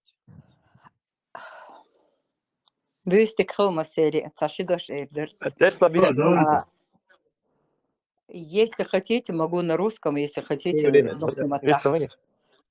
Да. Подождите, давайте женщине дадим слово. Дорогая наша шоу сейчас будет, а потом Пусть после женщина нее... скажет. Дайте А слово после нее будет женщине. другой наш спикер. Шоуда, Бехмобил я говорите... могу говорить на Да. 2 Да. языках. Да. Касательно Дайте именно вот я вас платков. представлю, ну подождите. Мы все остановили, вам даем слово. Давайте я вас представлю. Сейчас будет говорить Шоуда. Она может говорить на любом языке, на котором хочет. Даже на индо-пакистанском и пуштунском. Говорите, мы слушаем. Я просто хочу сказать, что именно по платку в недавнем прошлом ногчича определялось. Я свободную, я уже марьяханю. Джолрзакетис, низ бахар. Если на голове косынка или повязка, типа ободка, эта девушка была свободна. Если она уже засватана и замужем, это как раньше у нас определялось по кувшину. Да, кувшин более пузатый, извините за выражение, или он более тоненький, определялось хит вахчи. Унда марих зуче висткалар ванчо не слушаться. Это было во все времена. Вы именно нохчи чах я зуда на ночь лоршхал во все времена. Хинсте хачхендер и инзрие то, что это вот до того неправильное поведение. Вот насчет первоклассниц я категорически против, чтобы им повязывали платки. Категорически. Мы все учили в школе, получали образование, но никогда не было, чтобы вот с 1 класса, чуть ли не садика, обязывали носить платки. Если вы помните, это мозжечок. Именно из-за это может быть даже ввиду того, чтобы не простыть. Это было всегда. Но вы бахач зудриша, до бабушки, прабабушки, вот кто их застал, никогда и гинслелошо, и формы одежды у нас не было. Вы никогда таматка столелошон. Извините, бикиниш, шмикиниш, это не про чеченцев. Всю жизнь вы дейхшках, вы халхр дейдюн да хади, он шлердиш хабяхкан мабнохчи. И то, что нам навязывают сегодня, это вообще неправильно. И сам подписываться, Сёкхач, это в корне неправильно. Войнохчун дакиях, дал сидой масери, дал иман владвен. У нас не было, танец живота тоже не было. У нас этого никогда и не будет. Чисто ногчи уйти, дать им дал. Мы забываем одно, что у нас своя цивилизация, своя культура. Ишвуюхали, в Европе, ишвуюхали, хадош, амдуэй. Тогда зачем мы отказываемся от своего? Вейсан өздом, да, мадас? Не стукайся. Полностью поддерживаю. Вы дикник хазник дакия. Аллаху Акбар, мы мусульмане. Продолжайте, Шолда, не дайте вас сбить с мысли. Они делают все, чтобы вас сбить с мысли. Особенно Дурдукети проталкивают русские нарративы. Говорите, Шолда, говорите. Пожалуйста, просим вас. Маша, Масага, он уже моден, тяхкуш, да, что, наверное. Эш дичтек, 18 век яхалык ду. Тахан халач ты дух, диез бэшчар, дуй. Ухар, паранджаш ты юх, есть металлический. Защищенный, как можно. Дайте, не надо заглушать, дайте говорить Шолде. Просим Шолду, Шолду. По моде надо ходить, по моде. Он халач, хajtabelш, царь юхшо, формливый есть. Цадешем босолден, цадеш. Вон, Шолду заглушили мусульмане. Шолда, юга дейца. Соболе, Шолда искрит, потом мартер и будет. Шолда, маршал, юга дейца, хайдегадик. Они перебивают вас. Не надо заглушать голоса женщин чеченских. Шолда. Вы с нами говорите? Шолда, вообще-то из 80-ников. Вообще-то. Это русский агент. Шолда, дайте слово. Дайте Шолде сказать. Жужукети, зайди в личку, я тебе вызов бросил, я тебе мои фотографии сбросил. Жужукети, сейчас, брат, минут. Жужукети, я тебе бросил вызов, зайди в личку, посмотри мои фотографии. Свободыш, усадимся. Шудок, у нас никогда не было дуэли. Шудок Дахаш. Не надо вызов бросать никому. Дедику Масери. Шауда, как я понял... Дайте сказать, ну что, говорите, всем слово, дайте Шолде до конца. Говорят, не дадут. Шоуда маршёгл, Шолда, говорите, не стерживайте себя. Никто не может заглушить голоса чеченских женщин. Говорите, просим. Как не даду Шауди? Хата, ладух шонс. Дец, дедику, а мы все дедику. Как я понял... как я понял, Жимя, ну, короче, Марьот, ободок, да, типа носит, а старший большой платок, да? Да. Я ориентировался, да? Да, лет так 50 назад определялось. Да, а я зину. حلقة اسمها الله كودال يحنو كودال يحاجن زوجح и موقعي ياتخير тоже унда вай ларинью я на иша именно вай нохчи камдуй отюгах чоларам хылбу сундела хунда нан угур кертниглер май нен мот ол вай нохчи мот де мот ол де мох ол вай а мот нен мот бу Тюнаха мегарду мелч оларам бу. Дега нене шинги. Ах, и вайгум дакия тахан леждинах. Вайн. А можно вопрос, Шолда? Шолда, вопрос, прошу прощения, ваш покорный слуга Томанда. Вот вы говорите, да, на Анчоуляра. А вот мы знаем, говорит, что да, на Маларбу, что он важнее. Вот что вы на это скажете? Угур страшный, страшный. Самый страшный Гудуева именно в ночи, действительно был ночи будет царь. И гинц аж дюч, что он что قال تخزهم штатиш. Вайн хаки дошдерк, вайц дох, что он бедитен дац. Жим чахдун, ламаз марх, массохум, саму нит дойч доч лелин ду из. Идин лелин ду. Но тахан хахаш долхум шхаши и инзре вайц хания кепар дох шум штатиш. Хания кепар. Хунда вай qam вай сюк хач хундисан вай нохчи эл нохчла хундисан.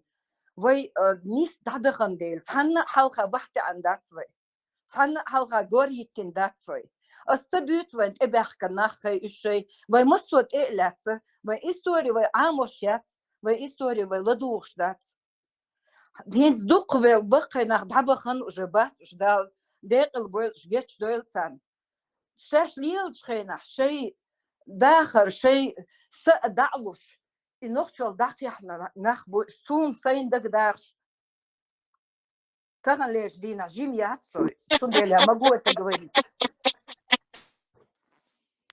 Говорите, Шога, не дайте вас перебить. Мы сделаем все, чтобы вы могли говорить. Говорите.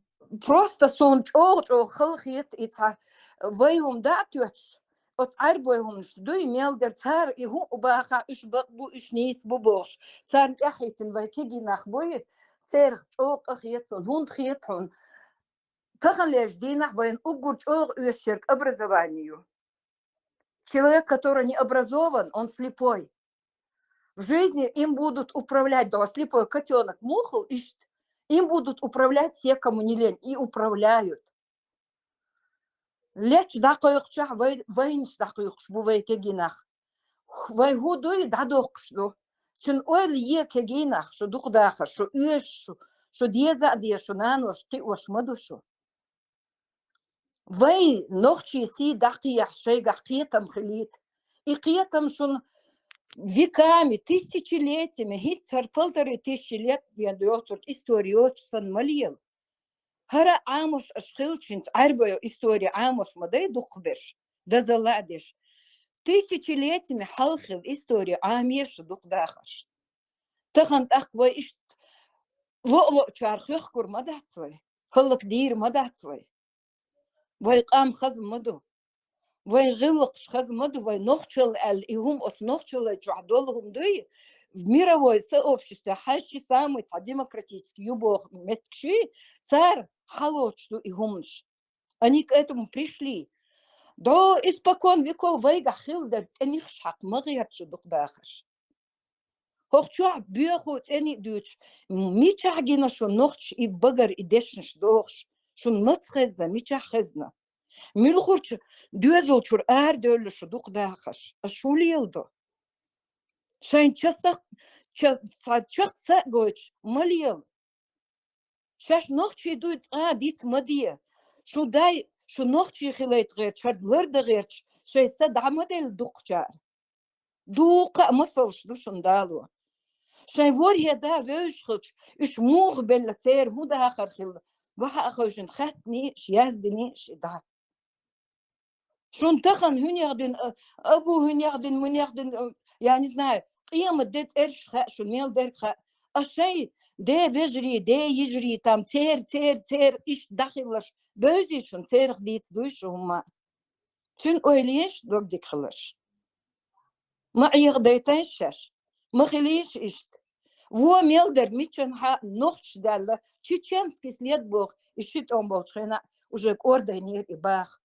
Но им свой чеченский след вообще кеч аго ерзен, дикч аго цеезен, к сожалению. А лейтеш, нохчи ученый-ву, нохчи профессор-ву, нохчи там изобретенщин, от аго а лейтеш, яхкайтеш вайца, дюне маду держен мадувай.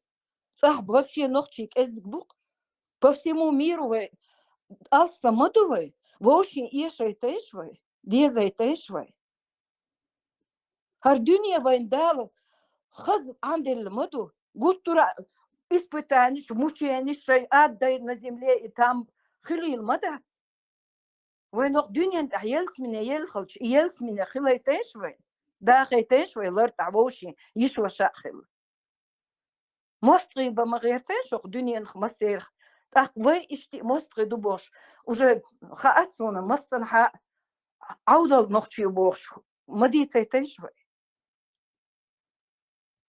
بقى نشين دعبولة شو تحدث شو تحيا ما يهر دقيقة يسشك هختغي اتشرح ويقام просто ولا متك دوش إذا حوزين إذا ло даст дахмадушу массу по всем странам мира. На сегодняшний день нохчевоч сам, мне кажется, государство я ЮТЛ отцу даст держан дуквой, но вообще держан дуквой. Вообще это дхдеща, вообще деща. ويدوق مدات любой народ хаус هنيغدين 100 مليون هنيغدين 1,5 مليار قيمة دبو ويدا مدات أتصل وقرش أغوي ووشقي تحت 1,5 مليون خلا вообще вы ума ямаят по количеству а вообще пеш что вы зачем ради чего хуба дешлой Да, Сидо Сейш. Сунч, о, халхицу, просто, просто у меня муха ласкома, слов нет. Сунца моста хил салят швоши. Как дуньян дашикам бедатшон. Дик нах, во нах. От дик нах юг ахилитин швой. От воч нах юг эмгертеш дук дахаш. И рыжий велах, и черный велах, и цветной велах, башка датсон. Чундок ойл адмихлах. Адмал дукертник. Ларам букертник. Ас хакорт бохпурбай, ас денай нанай, ой өз мадац, хаз мадац, шулиянду, шумичердевля. Ой яхмаду из. Сай, ех жизнь, ахцахез, хум шхессон. Хачулелш, далелш, шулиянду. Ой лия ваха гожи. Просто ой лия. Цаму вырвать. Аудалунду. Наоборот, дахарлу, ханюхарлочен, хеклу. И яцехе не адуцу, но еще раз. Дикник лоник маал. Дерез халшун, ладуаз. Паркал ДРС Холланд, что хас дашь, не что. Это можно назвать даже крик чеченской женщины. Паркал ДРС Холланд, всегда, в любое время, во время наших прямых эфиров, приходите, вам будет возможность до нас сказать на любом устраивающем вас языке. И пакистанский, вьетнамский, китайский, мандарин, кантонель, этот, какой там у них есть, албанский, русский, чеченский, любые диалекты. Северо-синтонельский. Северо-синтонельский. Отцол полиглот яцо. На любую тему вам даем. На любую тему. Когда хотите, как хотите и что хотите. Вы будете всегда говорить. Наши чеченские женщины имеют и обладают всеми правами, и никто не сможет их лишить этих прав. Все, говорите. Если кто хочет добавить, пожалуйста, Это дар просто шоудик, ол дарас, гуан, аду, ой, галдег, доктори, что деба, ой, ёх, государство, ой, 40 миллионов, ах, кеги канниш, годагеч, ой, кенгет мен долунде, массана, цан, годагеч, дар, что ой. Абаки 40 миллионов, нох чебуйвай. Буквоем государство, государство мое, цунде бас, ой, да, там мы по отцу мы бохор, мосу, мяни, даскисинду, там, ой, дай мох, ой, государство, йотча, это массана, годагерч, халх бивиш, буквой, дуй. Организованно, законно, государство олш. Шварт твой адам олш. Цан годагерч. Ишт ахум дела, цан дер. Ой веш да твой даймок да. И тем не менее массана дуй. Годагерч, газот дахкерч. Я согласен, Волка. Джурджукети говорит, что у нас в Чечне очень самая хорошая власть. И чеченское государство есть, Джузакети говорит. Абаки 40 миллионов, мабацвай. Абаки 40 миллионов, мабацвай. Не, ребята, я с вами не соглашусь. В Чечне есть власть, в Чечне есть исламская власть, там есть монархия, как говорится, патча. Там чисто исламская шариатская власть. Вот это надо признать. А какой ислам еще может быть в России, кроме как православного ислама? Брат ты мой, во Христе, алхамдулилла, Аллаху акбар. Да, конечно, вот такой. Это...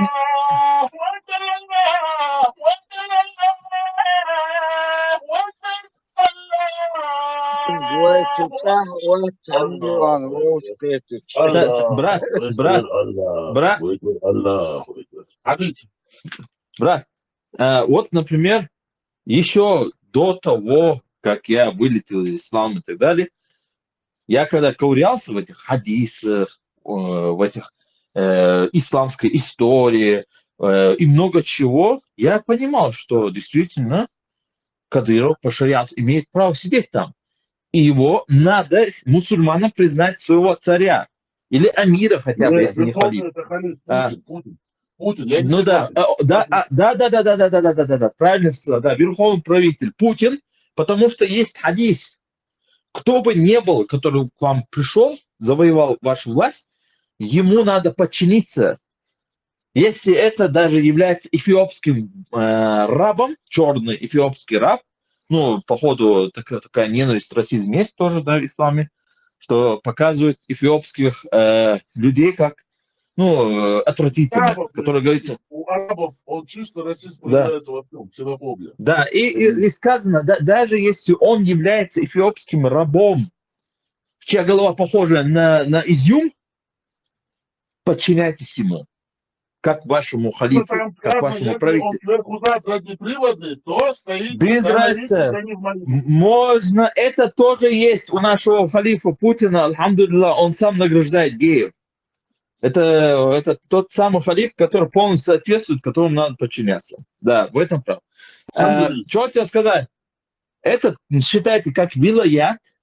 Вы хотите называть Новчичо или Чечани и все такое, но в данном момент там есть власть полностью исламская. А исламе мы знаем, там это диктатура, монархия, не монархия. Есть монархия демократичная, если вы не в курсе. Примерно возьмем Данию. Да там монархия, как бы есть демократия, но плюс и монархия. Кто бы что бы ни говорил. Там корона с крестом у них, вот этот символ датский. И у них крест, да. И, ну, у них демократическая монархия. У них демократическая монархия. А тут исламская, брат, сейчас быстро. Сейчас я просто хочу... Давай. Я вам дам. Прошу, 10 секунд. Вот вы продолжайте мысли, вы по-любому у нас самый главный спикер. Вот мастер И, вот этот вот, который только что хотел, он давно уже хотел. Давайте ему дадим возможность сказать, а потом сразу... Хорошо. Мастер И, говорите. Сюрядик хил маршал хил шумкенти. Яри, все, короче, ночью Мельберг. Солнцу дух десу. Аж ело шутку. Это больше. Ради Аллаха вы нас любите или просто любите нас? Я за чеченцев. Без этого. Вы нас любите ради Аллаха. Если вы нас любите ради Аллаха, я как бы тоже приму это. Ради дела.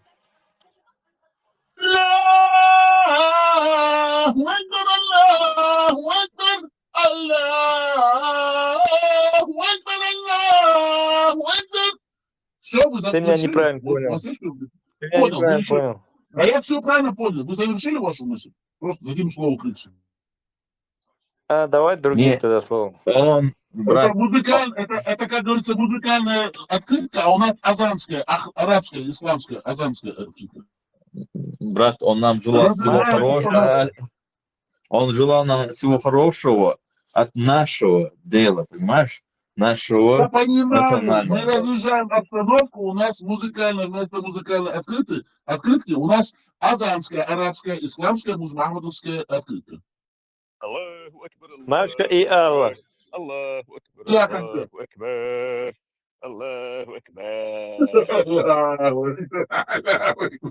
А ты скажи. Икс, говори. Останавливайтесь. Асам Хубара, полностью как бы надо признать шариатскую монархию. И я удивляюсь, когда мусульманин заявляет, и тем более идет жалуется, ослушая своего пророка на своего амира, и на своего халифа. Какие вы мусульмане? И потом после этого понтуются. Сейчас пойду там учителю голову там отрежу. Ради своего пророка, которого он ослушался, мудак ты. Кто-то такой вообще сюда приезжает и заявляет что-либо против евреев. Если вы не в курсе, например, именно вот самое известное, это немцы и евреи, они больше даже смешаны между собой. Вы приезжаете в страну, говорите против евреев что-то. Хотя евреи приехали сюда еще В некоторых местах до нашей эры тоже, кстати. До вас, кстати. Некоторые живут и 1000 лет здесь. Поколениями. Да кто вы такие, чурки, приезжие? Соус аудун болел, я нахуй. Вы дебилы, что ли? Ревелиан ненормальные, что ли? Вы осушаетесь там своего Аллаха, в Коране, где говорится, вообще не просите помощь у неверующих. Не считайте их своим помощником, ни друзьям, никем. Нельзя тебе вообще дать себе его считать. Не то, что взять от его помощи, а даже считать нельзя его помощником. Вы ослушались Аллаха, вы ослушались своего пророка, когда у вас появился новый амир и новый халиф, вы им не подчинились. И тем самым мы поняли, когда вы приехали здесь, начали выпендриваться ради Аллаха, говоря, что вы здесь кому-то голову отрежете, или хотя вы уже отрезаете, чеченцы, мусульмане, я вам это говорю, чеченские бедуины. Вы показываете, что вообще-то какая вина у Кадырова, если эти животные тут так ведут. Вот так они думают. Серьезно. Зачем нам рисковать? Уже даже те реальные люди, которые нуждаются в помощи, даже к нему доверия не бывает. Я про вас, мусульман, говорю.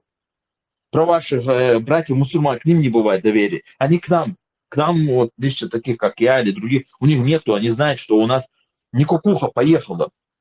И что мы не связаны с той идеологией, которая конкретно поехала. Кукуха и фляга там конкретно свистит. Вы со своими действиями вот так показываете. Вы и нацию обосрали, вы и флаг свой обосрали. Я обращаюсь... Брат, это факт. Брат, Да я это факт, хотел смотри. сказать, я понимаю. Но у нас оппоненты сейчас не такие вот музмамудовцы, поэтому здесь женщины, когда нас не оппонируют жестко, мы как бы придерживаемся хорошего. Да, Как сказать, да, брат, я понимаю, брат, но это факт. Они взяли, загадили все, что могли. Вот мусульмане. Вы загадили, я вам говорю. Я вам всем говорю. А тот, кто будет выпендриваться, что-то сказал про всех, он первый из тех. Если бы так не было, то не происходило то, что вокруг нас происходит. Взяли элементарно флаг, да? Хотели создать свое национальное, все такое. Закон есть, все есть. Мы же кафиру обманываем. Будем говорить, что идем к демократии, а там установим шариат. Даже тот, кто называет себя демократом, да? Демократ Аллаха и так далее.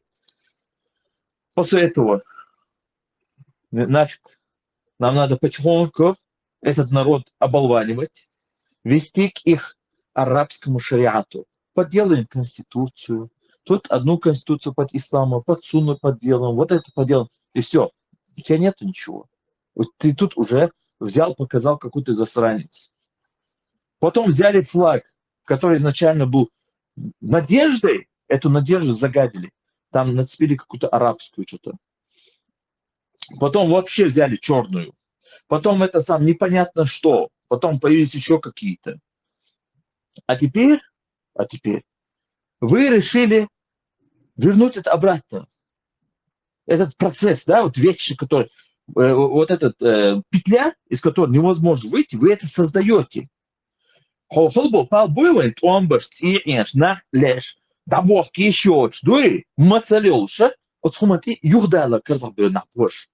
Именно вы, мусульмане. Шух агит амял дас, ну шун мацарит, я шех ятрух тем более дуй. Тухам и так сакцарит шо. Да шех ацаеш, шей юзу ацариет шундуй. Шей тихай ацариет шундуй. Ю, ихего что. Санхумата дуй, в середине его элер, омекта цаер цараз юбах ича. Он между вот этим зудри чолю хомши или там вот хиджаби бош дуй. Считают, да, короче, отсюда, да, что мы должны были посередине сказать, вот это тоже не наша культура, и это не наша культура. У нас свое. Если у нас свое что-то некоторые не хватает, не достает, мы создадим. Мы умные люди, у нас есть мозги. Нет, вместо этого мы сказали, я же не знаю, мне же нужна инструкция, ход к царю, хамило один час язычка, а же духа. Ты раби нёл инструкция, цвайна робот инструкция, лара ди туаду. И дуй цуча. А хёга иштар дуй. Понимаешь, тут разницы нету. То есть, что это выбрать, то выбрать. Нельзя ни то не выбирать. То есть, надо нам находиться в середине. Мы должны отличаться по всему. Полностью отличаться от шхалдеш, что вы. И молодой отличие, говоришь, админ, цвет кожи, вот, нога, традиции, лилар, характер, да. Но не вот это не наш характер, да. Который полностью истерит, что пляж, бобов, пихерю, лишь аж курьер целуши, да. Адекватный мужчина, настоящий мужчина, он умный. Я не говорю, что женщина не умная женщина, я имею в виду настоящий мужчина, да, там. Это ему Богом данная, как бы, программа. Он должен быть тихим, он не должен быть истеричным и так далее. А у женщин это эмоции. Я говорю, они умные, да, надо заметить. Нам много женщин дали технологию. Вот этот Wi-Fi на сегодняшний день, который мы используем, или вот эта коммуникация, это все, это дали женщины. Серьезно. Wi-Fi и многие вещи создали женщин тоже. Но я что хочу сказать, у нас есть отличие. У нас есть отличие, что мы должны быть всегда спокойными. Мы из-за того, что я нам, мужчинам, говорю, за то, что мы так не поступаем, у нас и войны бывают, у нас конфликты бывают, у нас дети умирают, у нас дети голодают. Мы вообще становимся рабами. Ve tihi doşu göç öyle şu yani öyle şu дальше оштала. Югиню ошибканти обратно и грабли, вот она уже грабит и наступит, но дальше перешагнул. Но вместо того, чтобы испытать новые испытания в этом мире, а у меня дух, конечно, испытаешь, вы бежите обратно опять на ту граблю, опять на ту граблю. Понимаете, некоторые это наступает грабли и на эту граблю, ту граблю, но это разные грабли. Но у вас один и тот же грабли. Цикл реакции вы возвращаете. Да, именно то. Можно одну заметку? К нам присоединились новые гости, а потом хотелось бы все-таки зачитать ту информацию, которую мы сегодня хотели зачитать, потому что к нам зашел этот русский под русским Мамадович, как бы немножко сбил нашу программу, но нам очень важно зачитать эту информацию, поэтому. А потом мы перейдем на тот чат, и там вы как бы уже до конца вы будете выбивать все свои мысли. Хорошо, на Ламан Машу Марзу, там уже будете без табу, без ничего, нон-стоп, как говорится. Стоп-кран полностью сорвем, будете говорить. Как вы думаете? К нам присоединилась Зама. У нас в гостях Гленда Александриди. Зама, конечно же, это просто монстр человеческим именно мысли. Это просто гений мысли. Хотелось бы ее услышать, конечно же, Заму. Зама, мы приветствуем вас. Ну, хоть дайте услышать вас. Скажите, Аллах Акбер, и мы вас оставим в покое.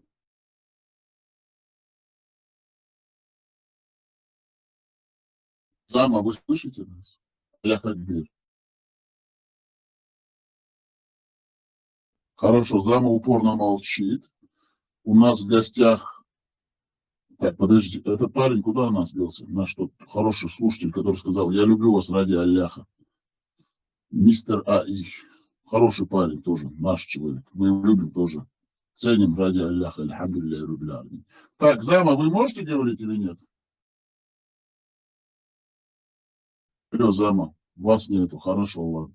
Смотрите, дорогие друзья, вообще-то программа и цель сегодняшнего прямого эфира это было донести нашим альхамдулилля рубля аламин мусульманам, чеченноговорящим. И наш прямой эфир сегодня назван «Как Аравия приняла ислам». Как Аравия приняла ислам. Альхамдулилля рубля аламин. Крикс. Как вы думаете, зачитать или вы все-таки будете продолжать свои мысли? Все, брат, я закончу. Сажим дать. Вы должны говорить. Выговариваю. Я все же, брат. Не, вы так не отделаетесь. Вы будете говорить, просто мы сейчас зачитаем, а дальше уже после вот этой информации я вам обещаю, даю вам слово русского офицера, что вот начнете говорить, ни разу вас не перебью. Вы верите мне? Я русский офицер. Я уже договорил, брат. Все, я уже договорил. Рассказывай эту историю про принятие Но ислама. я вам даю слово еще раз в присутствии тысячи вот наших слушателей, а мы вещаем из Вашингтона, округ Колумбия, из нашего корпункта, напротив Белого дома, штат Колумбия, Соединенные Штаты Америки. Даю вам слово истинного русского офицера боевого, что больше вас перебивать не буду. После того, как Клянешься, зачитаю клянешься письмо. со своим мундиром? И с Клятву мамой. Даешь клятву над своим мундиром? Даю клятву на Навуходоносора. Альхамдулилля, ребята. Аллаху акбар. И еще Клянусь три камня мамой. не забудь. Давай. Девушка, передать еще, да. Так, ладно, хорошо, зачитаем. Так, читаем дальше. Как Аравия приняла ислам. Однажды арабский торговый караван, который возвращался не то из Сирии, а значит Шама, не то из Ирака, Леванта, привез среди прочих трофеев сердоликовую статуэтку с отбитой рукой. Арабы приделали статуэтке новую руку из золота и сделали своим идолом. Божество назвали Хубал. Слово это происходило от семитского слова Баал, которое означало повелитель. Приставка ху арабского происхождения и означает он. Таким образом, имя Хубал в переводе означает он повелитель. Хубал был одним из множества Баалов, существовавших в разных племенах Аравии, Месопотамии и Палестины, которых не коснулось христианство и зороастризм. Самый известный представитель Баалов – злой дух Вельзевул. Повторяю еще раз, злой дух Вельзевул. Это искаженное еврейское слово Баал-Зевул, что в переводе означает повелитель мух. В отличие от Вельзевула, достоверно неизвестно, повелителем чего являлся Хубал. Некоторые ученые уверяют, что Хубал был богом Луны. Если бы это было так, то символ полумесяца, принятый в исламе, оказался бы языческим символом, означающим Хубала. В такую теорию сложно поверить. Полумесяц редко использовали в исламе до Османской империи, а сам символ один из самых очевидных, которые мог придумать человек. Кроме того, трон лунного бога уже много веков занимал шумерский Син, слава о котором говорила на весь Ближний Восток так громко, что Хубал не мог на нее претендовать. Скорее всего, Хубал был богом грома и дождя. Так или иначе, Хубал был особенным божеством. Среди всех арабских идолов, которых насчитывают аж 360, Хубал, похоже, единственный имел полноценную форму человека. Большинство других идолов были обыкновенными камнями. Несколько идолов имели форму близкую к человеческой, либо представляли собой изображение, высеченное в камне. Например, таким идолом была богиня Аллат, которая считалась не то матерью Хубала, не то женой Алляха. Смотря у какого племени. С богиней Аллат тоже часто связывают символ полумесяца. Древняя Аравия состояла из племен. Времени рождения пророка Мухаммада, саллаллаху алейхи вассалам, да благословит его и помилует Аллах, всемогущий. Большую часть Западной Аравии, местность под названием Хиджаз, захватило племя курайшитов. Арабские племена состояли из множества родов, объединенных правящим кланом. Свои идолы были не только у племен, но и родов. Иными словами, до прихода ислама великое множество племен и родов Аравийского полуострова поклонялось камням. Эти камни, как правило, были таких форм и цветов, какие не попадались на каждом шагу. Редкие образцы округлых или прямоугольных камней черного цвета чаще всего становились идолами. У каждого племени был также главный бог, покровитель этого племени. Хубал стал покровителем курайшитов. Но был в Хиджазе еще один идол, который стоял даже выше Хубала. Этот идол был общим для всех племен, населявших древнюю Аравию, и был большим черным валуном яйцевидной формы, судя по всему, базальтовой породы. Похоже, что у главного идола не было имени. Его так и называли «черный камень». Считалось, что черный камень – посланник небес, и поэтому он особо почитался. Черному камню поклонялись все арабы. Досточтимая Кааба. Всего 360 арабских идолов вместе с черным камнем и Хубалом хранились в городе Мекка. В центре города на большой площади было возведено святилище кубической формы, которое называлось Кааба. Время происхождения Каабы неизвестно. Мусульмане и сами путаются, когда говорят о первостроителе Каабы. Многие уверены, что ее построили ангелы или первый человек Адам. Коран говорит, что Каабу впервые построил пророк Авраам. Неизвестно и происхождение самой Мекки. Впервые это название упоминается только в 741 году, когда давно уже умер Мухаммад, а арабский халифат захватил мир. Вся прежняя история Мекки окутана туманом. Справка от редакции. Авраам никогда не был в Мекке. Авраам за пределы Иудеи не выходил. Он в пустыню так никогда не углублялся. Так что это все арабские сказки. Авраам в Мекке никогда не был. Это достоверно известно. Исторические факты подтверждают это. Справка закрывается, продолжаем дальше. Неизвестно и происхождение самой Мекки. Впервые это название упоминается только в 741 году, когда давно уже умер Мюзьмя. Арабский халифат захватил мир. Вся прежняя история Мекки окутана туманом.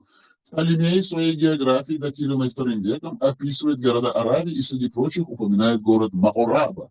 Координаты, которые дает Птолемей, не попадают в Мекку. Но и другие координаты, данные в книге, не попадают в современные города. Видимо, это общая ошибка его расчетов.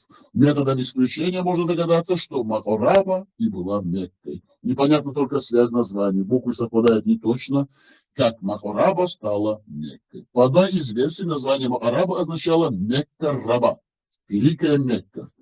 Другие историки говорят, что слово Маораба произошло от арабского корня, означавшего святилище. Так вот, в центре этого арабского святилища, то есть в центре современной Мекки, и располагается Кааба. Сейчас вокруг нее построена мечеть, которая по-арабски называется Аль-Масджид, Аль-Хара. Название принято переводить как «запретная мечеть». Но исходное значение слова «масджид» – место сбора людей.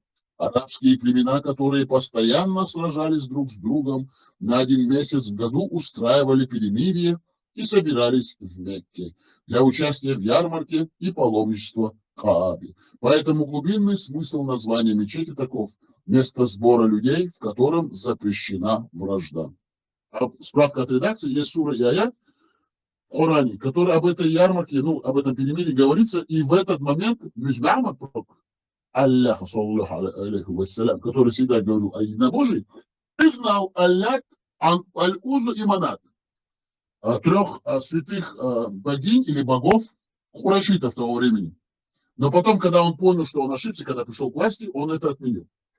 Он не отменил, он объяснил, что это не он сказал, а что ему дьявол нашептал на ухо. Но потом, поняв, что это ошибка, они сказали, что дьявол не ему нашептал, это великие исламские арабские ученые, которые начали это исправлять, а что дьявол во время его общения с курайшитами нашептал тем людям, которые вокруг него находились.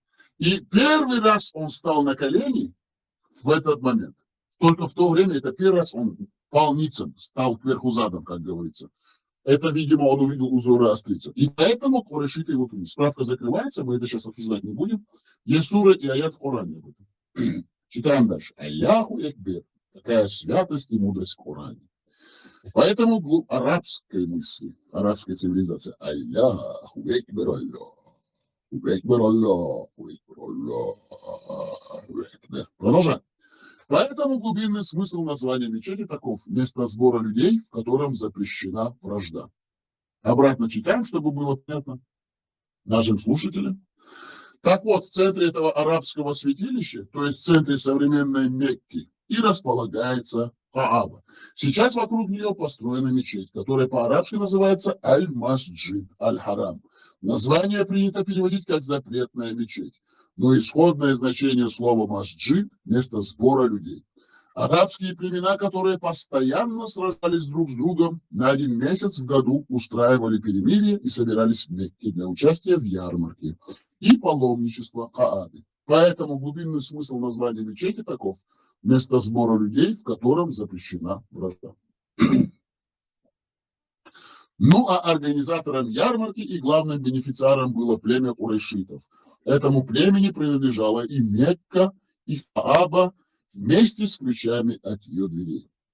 Ходит Магомед, Мухаммад.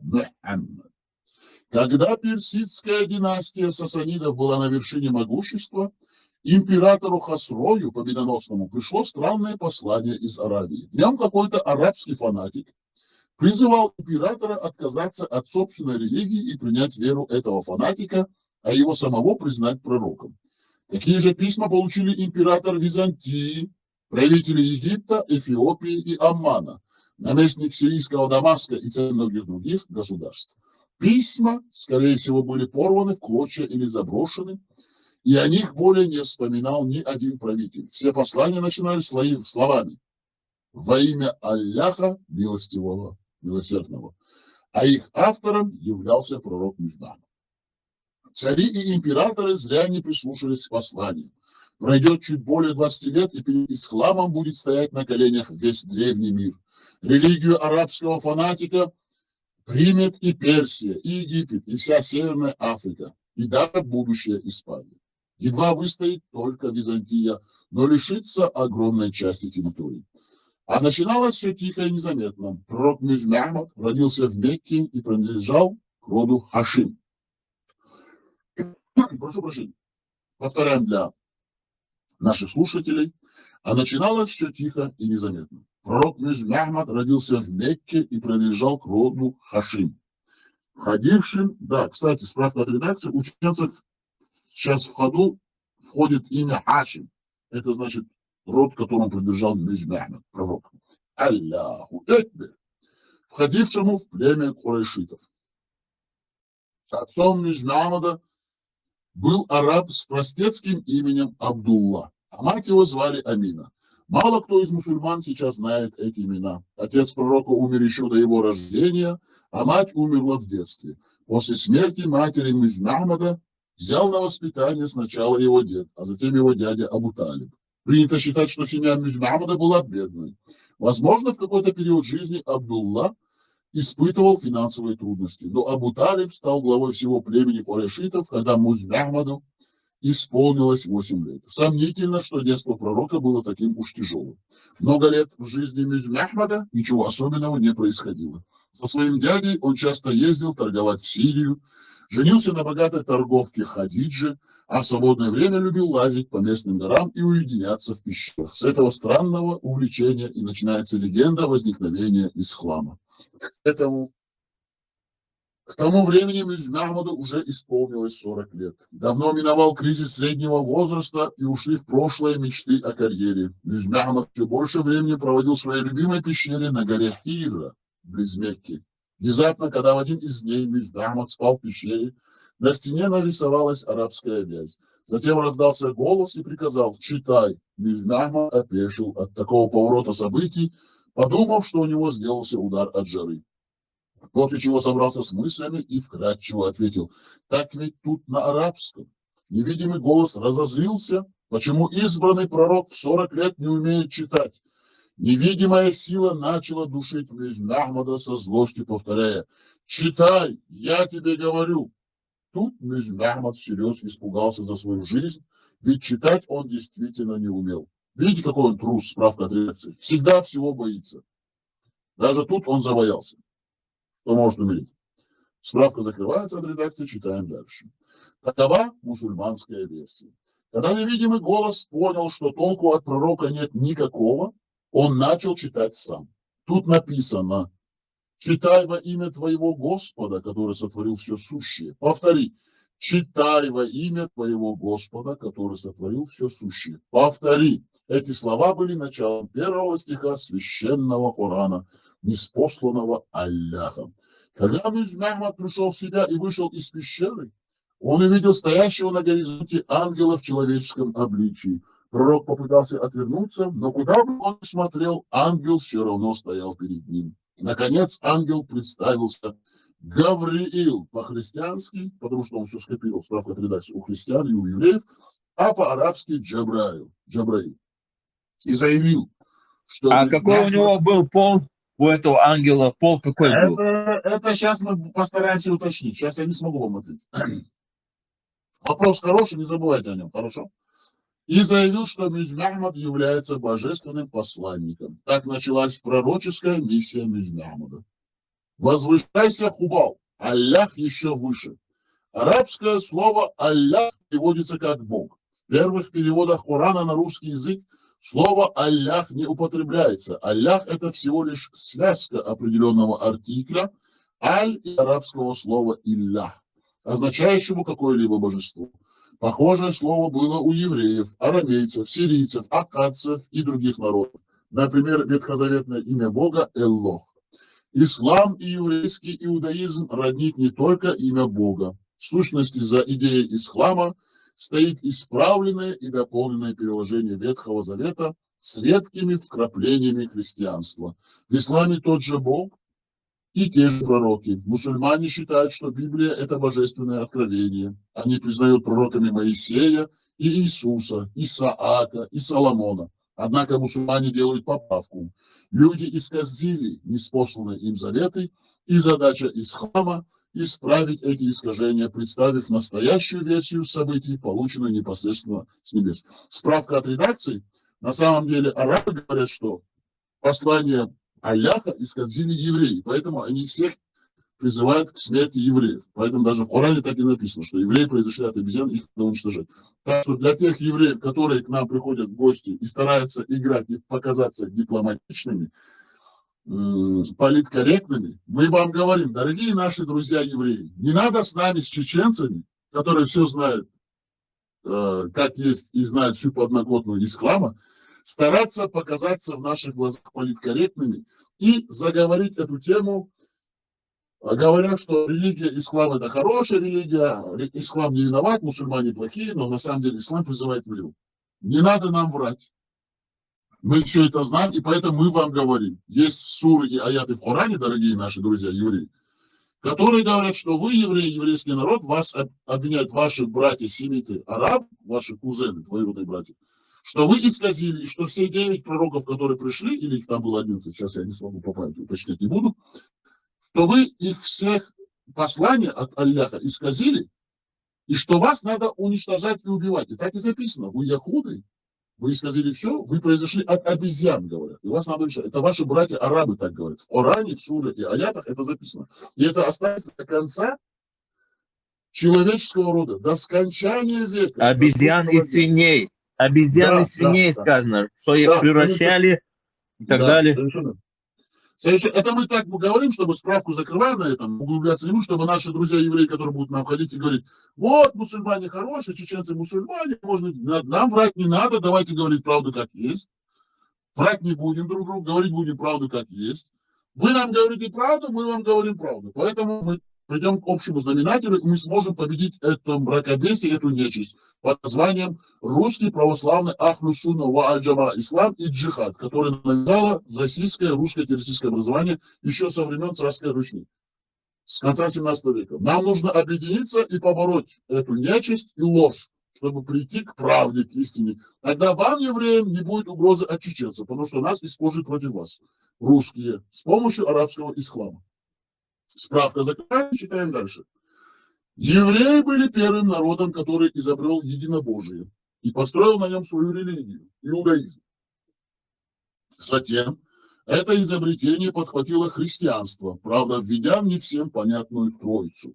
Ислам является следующим шагом в развитии этой идеи и возводит единобожие в абсолют.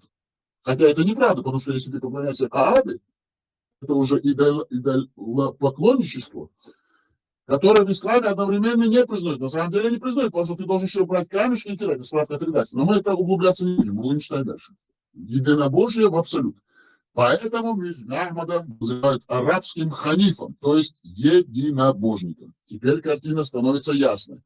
Мюзьме Ахмад появился со своими проповедями в языческой Аравии, чтобы сбросить поклонение идолам и установить веру в единого Бога.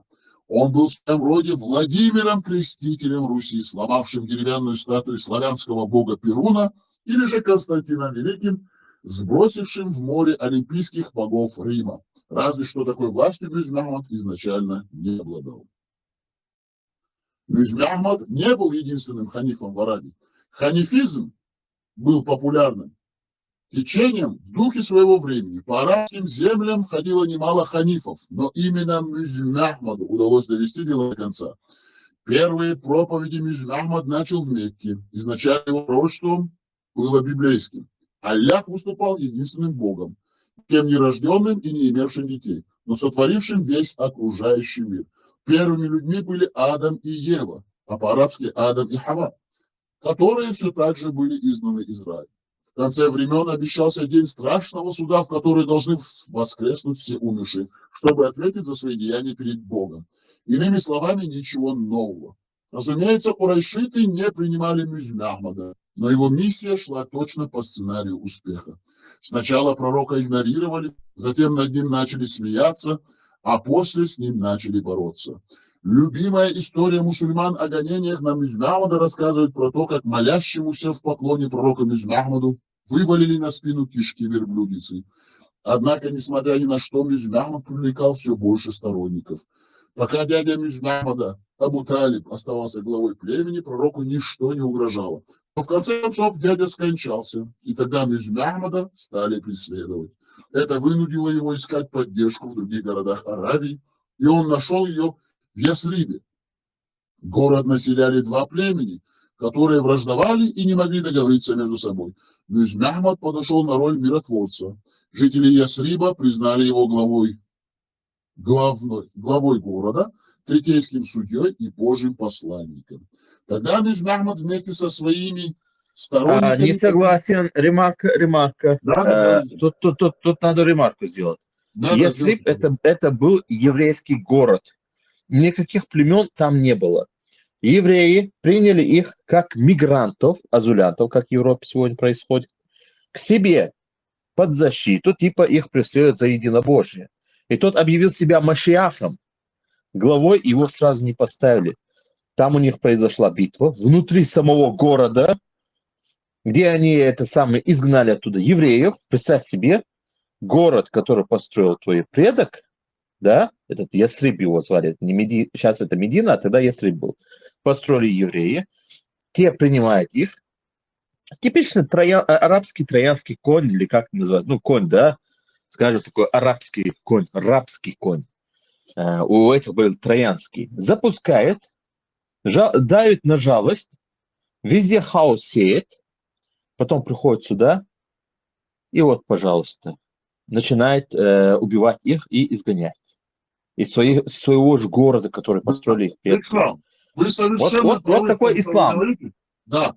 Я хотел сказать, что их принимали никакие не жители, там их принимали евреи. Да. И он объявил себя Машиахом. Крикслам, мы понимаем, что справка она правильная, она верная и в самое, что есть, нужное время. Но мы-то рассказываем, как вообще ислам там зарождался. Но это мы скобки сейчас закроем, и дальше вы разовьете эту тему. Хорошо, Крикслам? Но эта справка, она точно. На самом деле, то, что говорит Крикслам, так есть. Мы же где есть явная ложь, мы дополняем. Но потом это рассказ написан для того, чтобы показать, как ислам зарождался. И там такие острые углы и такие моменты, которые будут нехорошо показывать ислам, все-таки они загладили. Поэтому мы продолжим. Хорошо, Крикслам, с вашего позволения, давайте завершим. Окей, брат, давай. Все, так, Крикслам, говорите, справка закрывается, потому что это вы закрываете эту справку, и мы продолжаем. Крикслам, вы справку закрываете? Да, справка закрывается. Продолжаем. С вашего позволения. Огромная вам благодарность, Крикслам. Тогда мы прошу прощения, продолжаем. Город населяли два племени, которые враждовали и не могли договориться между собой. Мухаммад подошел на роль миротворца, они тут говорят. Но мы-то знаем, как была история. Справка нам только что объяснил все, как есть наш чеченский боевой ворон со скандинавским окрасом Криксраун Урукхай. Жители Ясриба признали его главой города, третейским судьей и Божьим посланником. Тогда Мухаммад вместе со своими сторонниками покинул Мекку и переселился в Ясриб. Это произошло 24 сентября, они говорят, 622 года. И эта дата чрезвычайно важна для мусульман. Переселение Мухаммада называется хиджрой. И от этой даты идет отчет времени в мусульманском календаре. Но это значит мусульманский, значит это арабский календарь. Поэтому мусульманский мир, он разнообразный, он неоднородный, но есть арабский мир и арабская цивилизация. Поэтому сейчас в Саудовской Аравии идет 1440 лет, 1440 год от хиджры. Просто справку все-таки откроем.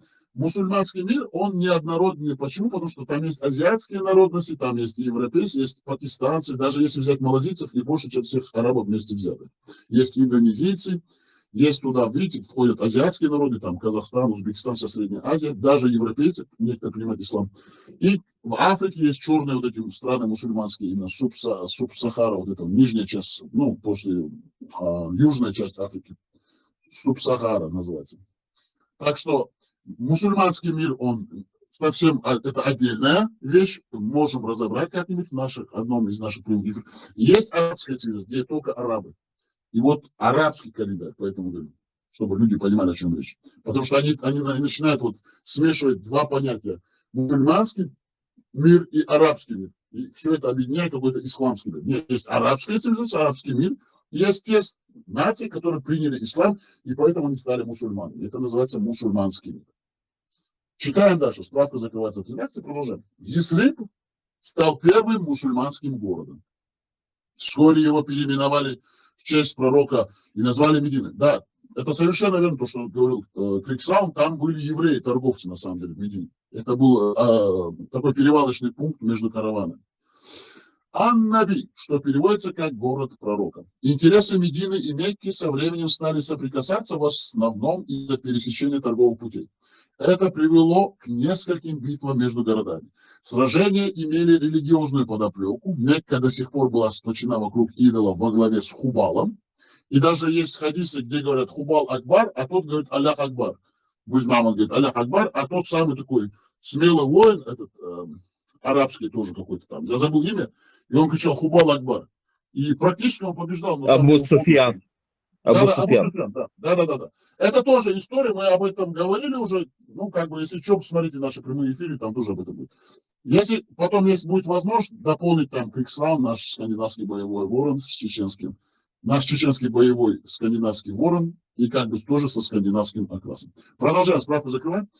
Вокруг идолов во главе с Хубалом. А Медина была мусульманской и поклонялись Аллаху. В одной из решающих битв главный враг Мухаммада, вот, кстати, о нем и говорится здесь, Абу Суфьян, поднимая боевой дух солдат, восхвалял мекканских идолов, повторяя: «Возвышайся, Хубал».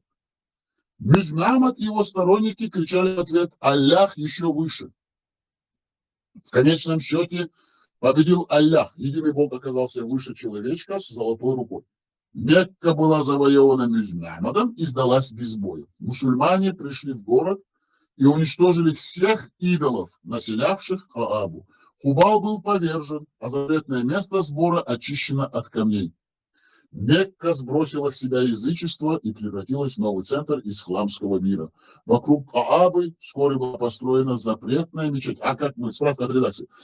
А в то время в Мекке Кааба это был просто черный квадрат, и где стояли все эти разные идолы. И самым главным там был Хубал. И люди, вот эти караванщики арабские, другие, которые ходили там, евреи, другие, они приносили подношения. Понимаете? Вот в этом плане. А когда Мухаммад оттуда ушел в Медину, в Ясир, потом пришел обратно, он всех этих идолов, которых более 360, сломал, переломал, перемолол, и этот черный квадрат он выстроил там как мечеть, место поклонения тоже. Ну, как бы обратно ее сделал святым местом, но на свой манер. Потому что он уже видел, как евреи там поклоняются, вот эти строят всякие маленькие здания, там молитвенные дома и так далее, и так далее, и так далее. Продолжаем, справка закрывается, продолжаем дальше. Вокруг Каабы вскоре была построена запретная мечеть, вход в Мекку со временем закрыли для всех не мусульман. Но все же один идол в Каабе остался. Это был черный камень. До сих пор он вмонтирован в один из углов Каабы и обрамлен серебряной оправой. Во время паломничества, нарезая круги вокруг Каабы, мусульмане, каждый раз, проходя мимо черного камня, салютуют ему, хотя они говорят, справка от редакции, единобожие, но тут они поклоняются этому черному камню. Идолопоклонничество, понимаете? Узаконенное в арабском мире, арабской религии, в исламе, по сути Мухаммада, со слов Аллаха, узаконено идолопоклонничество в исламе. Они сами себе противоречат. Поэтому там как таковой логики, святости, священности, мудрости нету. Но справка закрывается, продолжаем дальше. Мусульмане, каждый раз, проходя мимо черного камня, салютуют ему, посылая воздушный поцелуй со словами «Аллаху Акбар». А если так, Аллаху Акбар. После завершения паломничества камень надлежит поцеловать, что арабы особенно любят целоваться в губы мужчины и совать друг другу в задницу пальцы. Это у них национальная традиция такая. Национальная забава, и вообще они любят друг друга делать приятно. Потому что они любят друг друга ради Аллаха. Аллаху Акбар. У них даже, это справка от редакции, мужчина с небородой считается объектом сексуального вожделения. И это факт, на самом деле. И есть научные исламские заключения великих исламских мужей. Поэтому, если вы без бороды попадаете среди арабов, они будут на вас нападать, целовать вас в губы, ласкать и засовывать вам пальцы в задний проход. Справка от редакции закрывается. Это было тоже темой наших нескольких прямых эфиров. Если кому-то будет интересно, мы можем эту тему тоже обсудить. Продолжаем дальше. Этот факт – сильнейший укол от критиков ислама и, по сути, отголосок арабского язычества. Коран. После взятия Мекки Мюзин Ахмад уже строил планы завоевания Сирии, но этим планам не дано было свершиться. Пророк умер, не дождавшись грандиозных побед арабского государства. Не увидел Мюзин Ахмад при своей жизни и Коран. Мюзин Ахмад читал свои проповеди, но никогда не записывал их. Откровения Аллаха передавались из уст в уста по памяти отдельными фрагментами. Впервые стихи начали собирать в единую книгу халиф Усман спустя 20 лет после смерти Мюзин Ахмада. Первые версии Корана давали простор для разночтений. Дело в том, что в арабском языке всего 3 гласные буквы, которые пишутся только для ударного слога. В остальных слогах арабы пишут только согласные буквы, а гласные не используют вообще. Поэтому, если не знать контекста, одно и то же слово можно прочитать десятком разных способов. Только к концу VII века арабы догадались ввести специальные надстрочные знаки огласовки. С огласовками арабский стал так же прост для чтения, как и любой европейский или другой язык. Отсутствие единого литературного арабского языка привело к появлению 7 версий Корана. Каждая версия была адаптирована для диалектов племен, населявших Аравию. В конечном итоге в X веке текст Корана был окончательно огласован и принят в одной редакции на диалекте курайшитов. Но было уже поздно. К тому времени арабский халифат уже завоевал полмира, и Коран в разных редакциях распространился по разным странам. До сих пор существует как минимум 5 редакций Корана, которыми пользуются в разных странах. В сумме этими редакциями пользуются 5% мусульман. А отличия между ними минимальны. Например, где-то вместо «мы» написано «я». И все в таком же духе. Следующая проблема Корана заключается в порядке стихов. По какой-то причине собиратели книги не стали размещать их в хронологическом порядке, как получал их Мюзин Ахмад. Вместо этого стихи собрали в главы, а главы отсортировали в порядке убывания длины. Коран начинается с самых длинных глав, содержащих более 200 стихов, а заканчивается короткими главками всего из 4-5 строчек. Именно поэтому Коран так тяжело читать. Например, первый стих, ниспосланный Мюзин Ахмаду, в пещере идет под номером 96. Содержание книги не читается как единое целое, состоит из отдельных отрывков рассказов, библейского сюжета и наставлений. Отрывки повторяются на протяжении всего Корана, постоянно в новой форме, то дополняя, то противореча друг другу. Все это не было бы так важно, если бы не абсолютная вера мусульман в богосотворенность Корана. Мусульмане считают, что Коран был не написан, а сотворен Аллахом и существовал всегда. Исламская традиция считает Коран совершенной книгой, которая ниспослана самим Богом и никогда не изменялась ни в одной букве. Мусульмане верят, что Коран содержит ответы на все вопросы. Порой их тяжело найти, но это уже проблема не книги, а ее трактовки. Коран в глазах мусульманина существует только на арабском языке. Все его переводы – это просто пояснительные записки. Что же видит в Коране наука? Книгу, записанную через 20 лет со слов слушателя Мюзин Ахмада и озвученную спустя еще век, искусственно отсортированную в порядке убывания длины с кучей противоречий, архаизмов и несвязанных фрагментов, безусловно, это великий памятник арабской культуры и цивилизации. Аллаху Акбар, Аллаху Акбар, Аллаху Акбар, Аллаху Акбар, Аллаху Акбар, Аллаху Акбар. Мы закончили. Свободный микрофон. Если у кого-то есть что добавить, пожалуйста, говорите. Мы вас слушаем.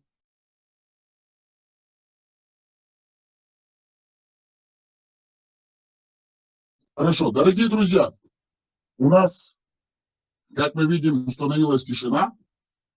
И мы закончили на сегодняшний день. У нас эфир продолжился, хотя мы планировали только на час. Благодаря этому мерзавцу, русскому подлому мерзавцу под русскому Махмадовцу, который начал наговаривать на наших чеченских женщин, нам пришлось все-таки зачитывать некоторые суры, а это из Корана, чтобы донести правду, что чеченских женщин лишают их законных чеченских прав, навязывая им рабскую культуру посредством русского теоретического образования, надевая на них черные арабские мешки под названием хиджаб, а это блядская, развратная, распутная одежда для лишения женщин всех прав и превращения их в объекты сексуального вожделения и объекты сексуального наслаждения именно для того, чтобы мужчины, а именно арабские, на самом деле, это же идет с арабских, доставляли себе телесные услады. Мы это все объяснили, конечно же, дали понять, что ничего общего с чеченской культурой это не имеет. Поэтому мы на сегодня завершаем наш прямой эфир. Мы включим, наши технические модераторы включат Ламан Маршу. Все дружно можете туда переходить и говорить там на любую тему без табу. И там наш великолепный спикер Крикс Раун сможет полностью высказаться по всем темам. Крикс, вы с нами или нет? Да, брат, мне надо сейчас выйти, сейчас у меня времени. Вы выходите? Тогда вы там не будете, да, я так понял? Если вы там не будете, то тогда там прямой эфир запускать не будут тоже. Не, я там не буду, брат, у меня времени нет. Ну, тогда мы на сегодня завершаем. У вас есть что-нибудь добавить, Крикс Раун? Ну, что добавить? Будьте людьми, не будьте дебилами. Понятно. Цутявый, да я же хом махкой. Да, не сотя, ценунтя. Порта хулитилвой, тулам лольвой, эту бахил, оуши дизедиш. Ирс эту муш, ардахар лольвой. Хепрефил, шейсин ваш, шейдомиш, дейхил, шейсин кетам самабахкой. Не бин, не эдл, не почавший, лейш сахуш. Хаз нохчихили, вой нохчи гумантедерзи, хаз вой нохчил хадохш, кыладохш. Хаз вой матбич, вой культур, вой истории, вой гумантехли, хаз гоуши, на ости вежи ижи, дей на нойхили. Хаз мас суау, галдуния нитмя адол камешика, дадах доштош. Гоуши дезе, деш ларалош, силах дол нохчи камали, вой почавки, мярша дош, хулич кипор, вой ардахар, вой дад, я хаберт хелвой, адик яшу, маш аль масира. الله أكبر الله أكبر الله أكبر الله أكبر الله أكبر الله أكبر الله أكبر الله أكبر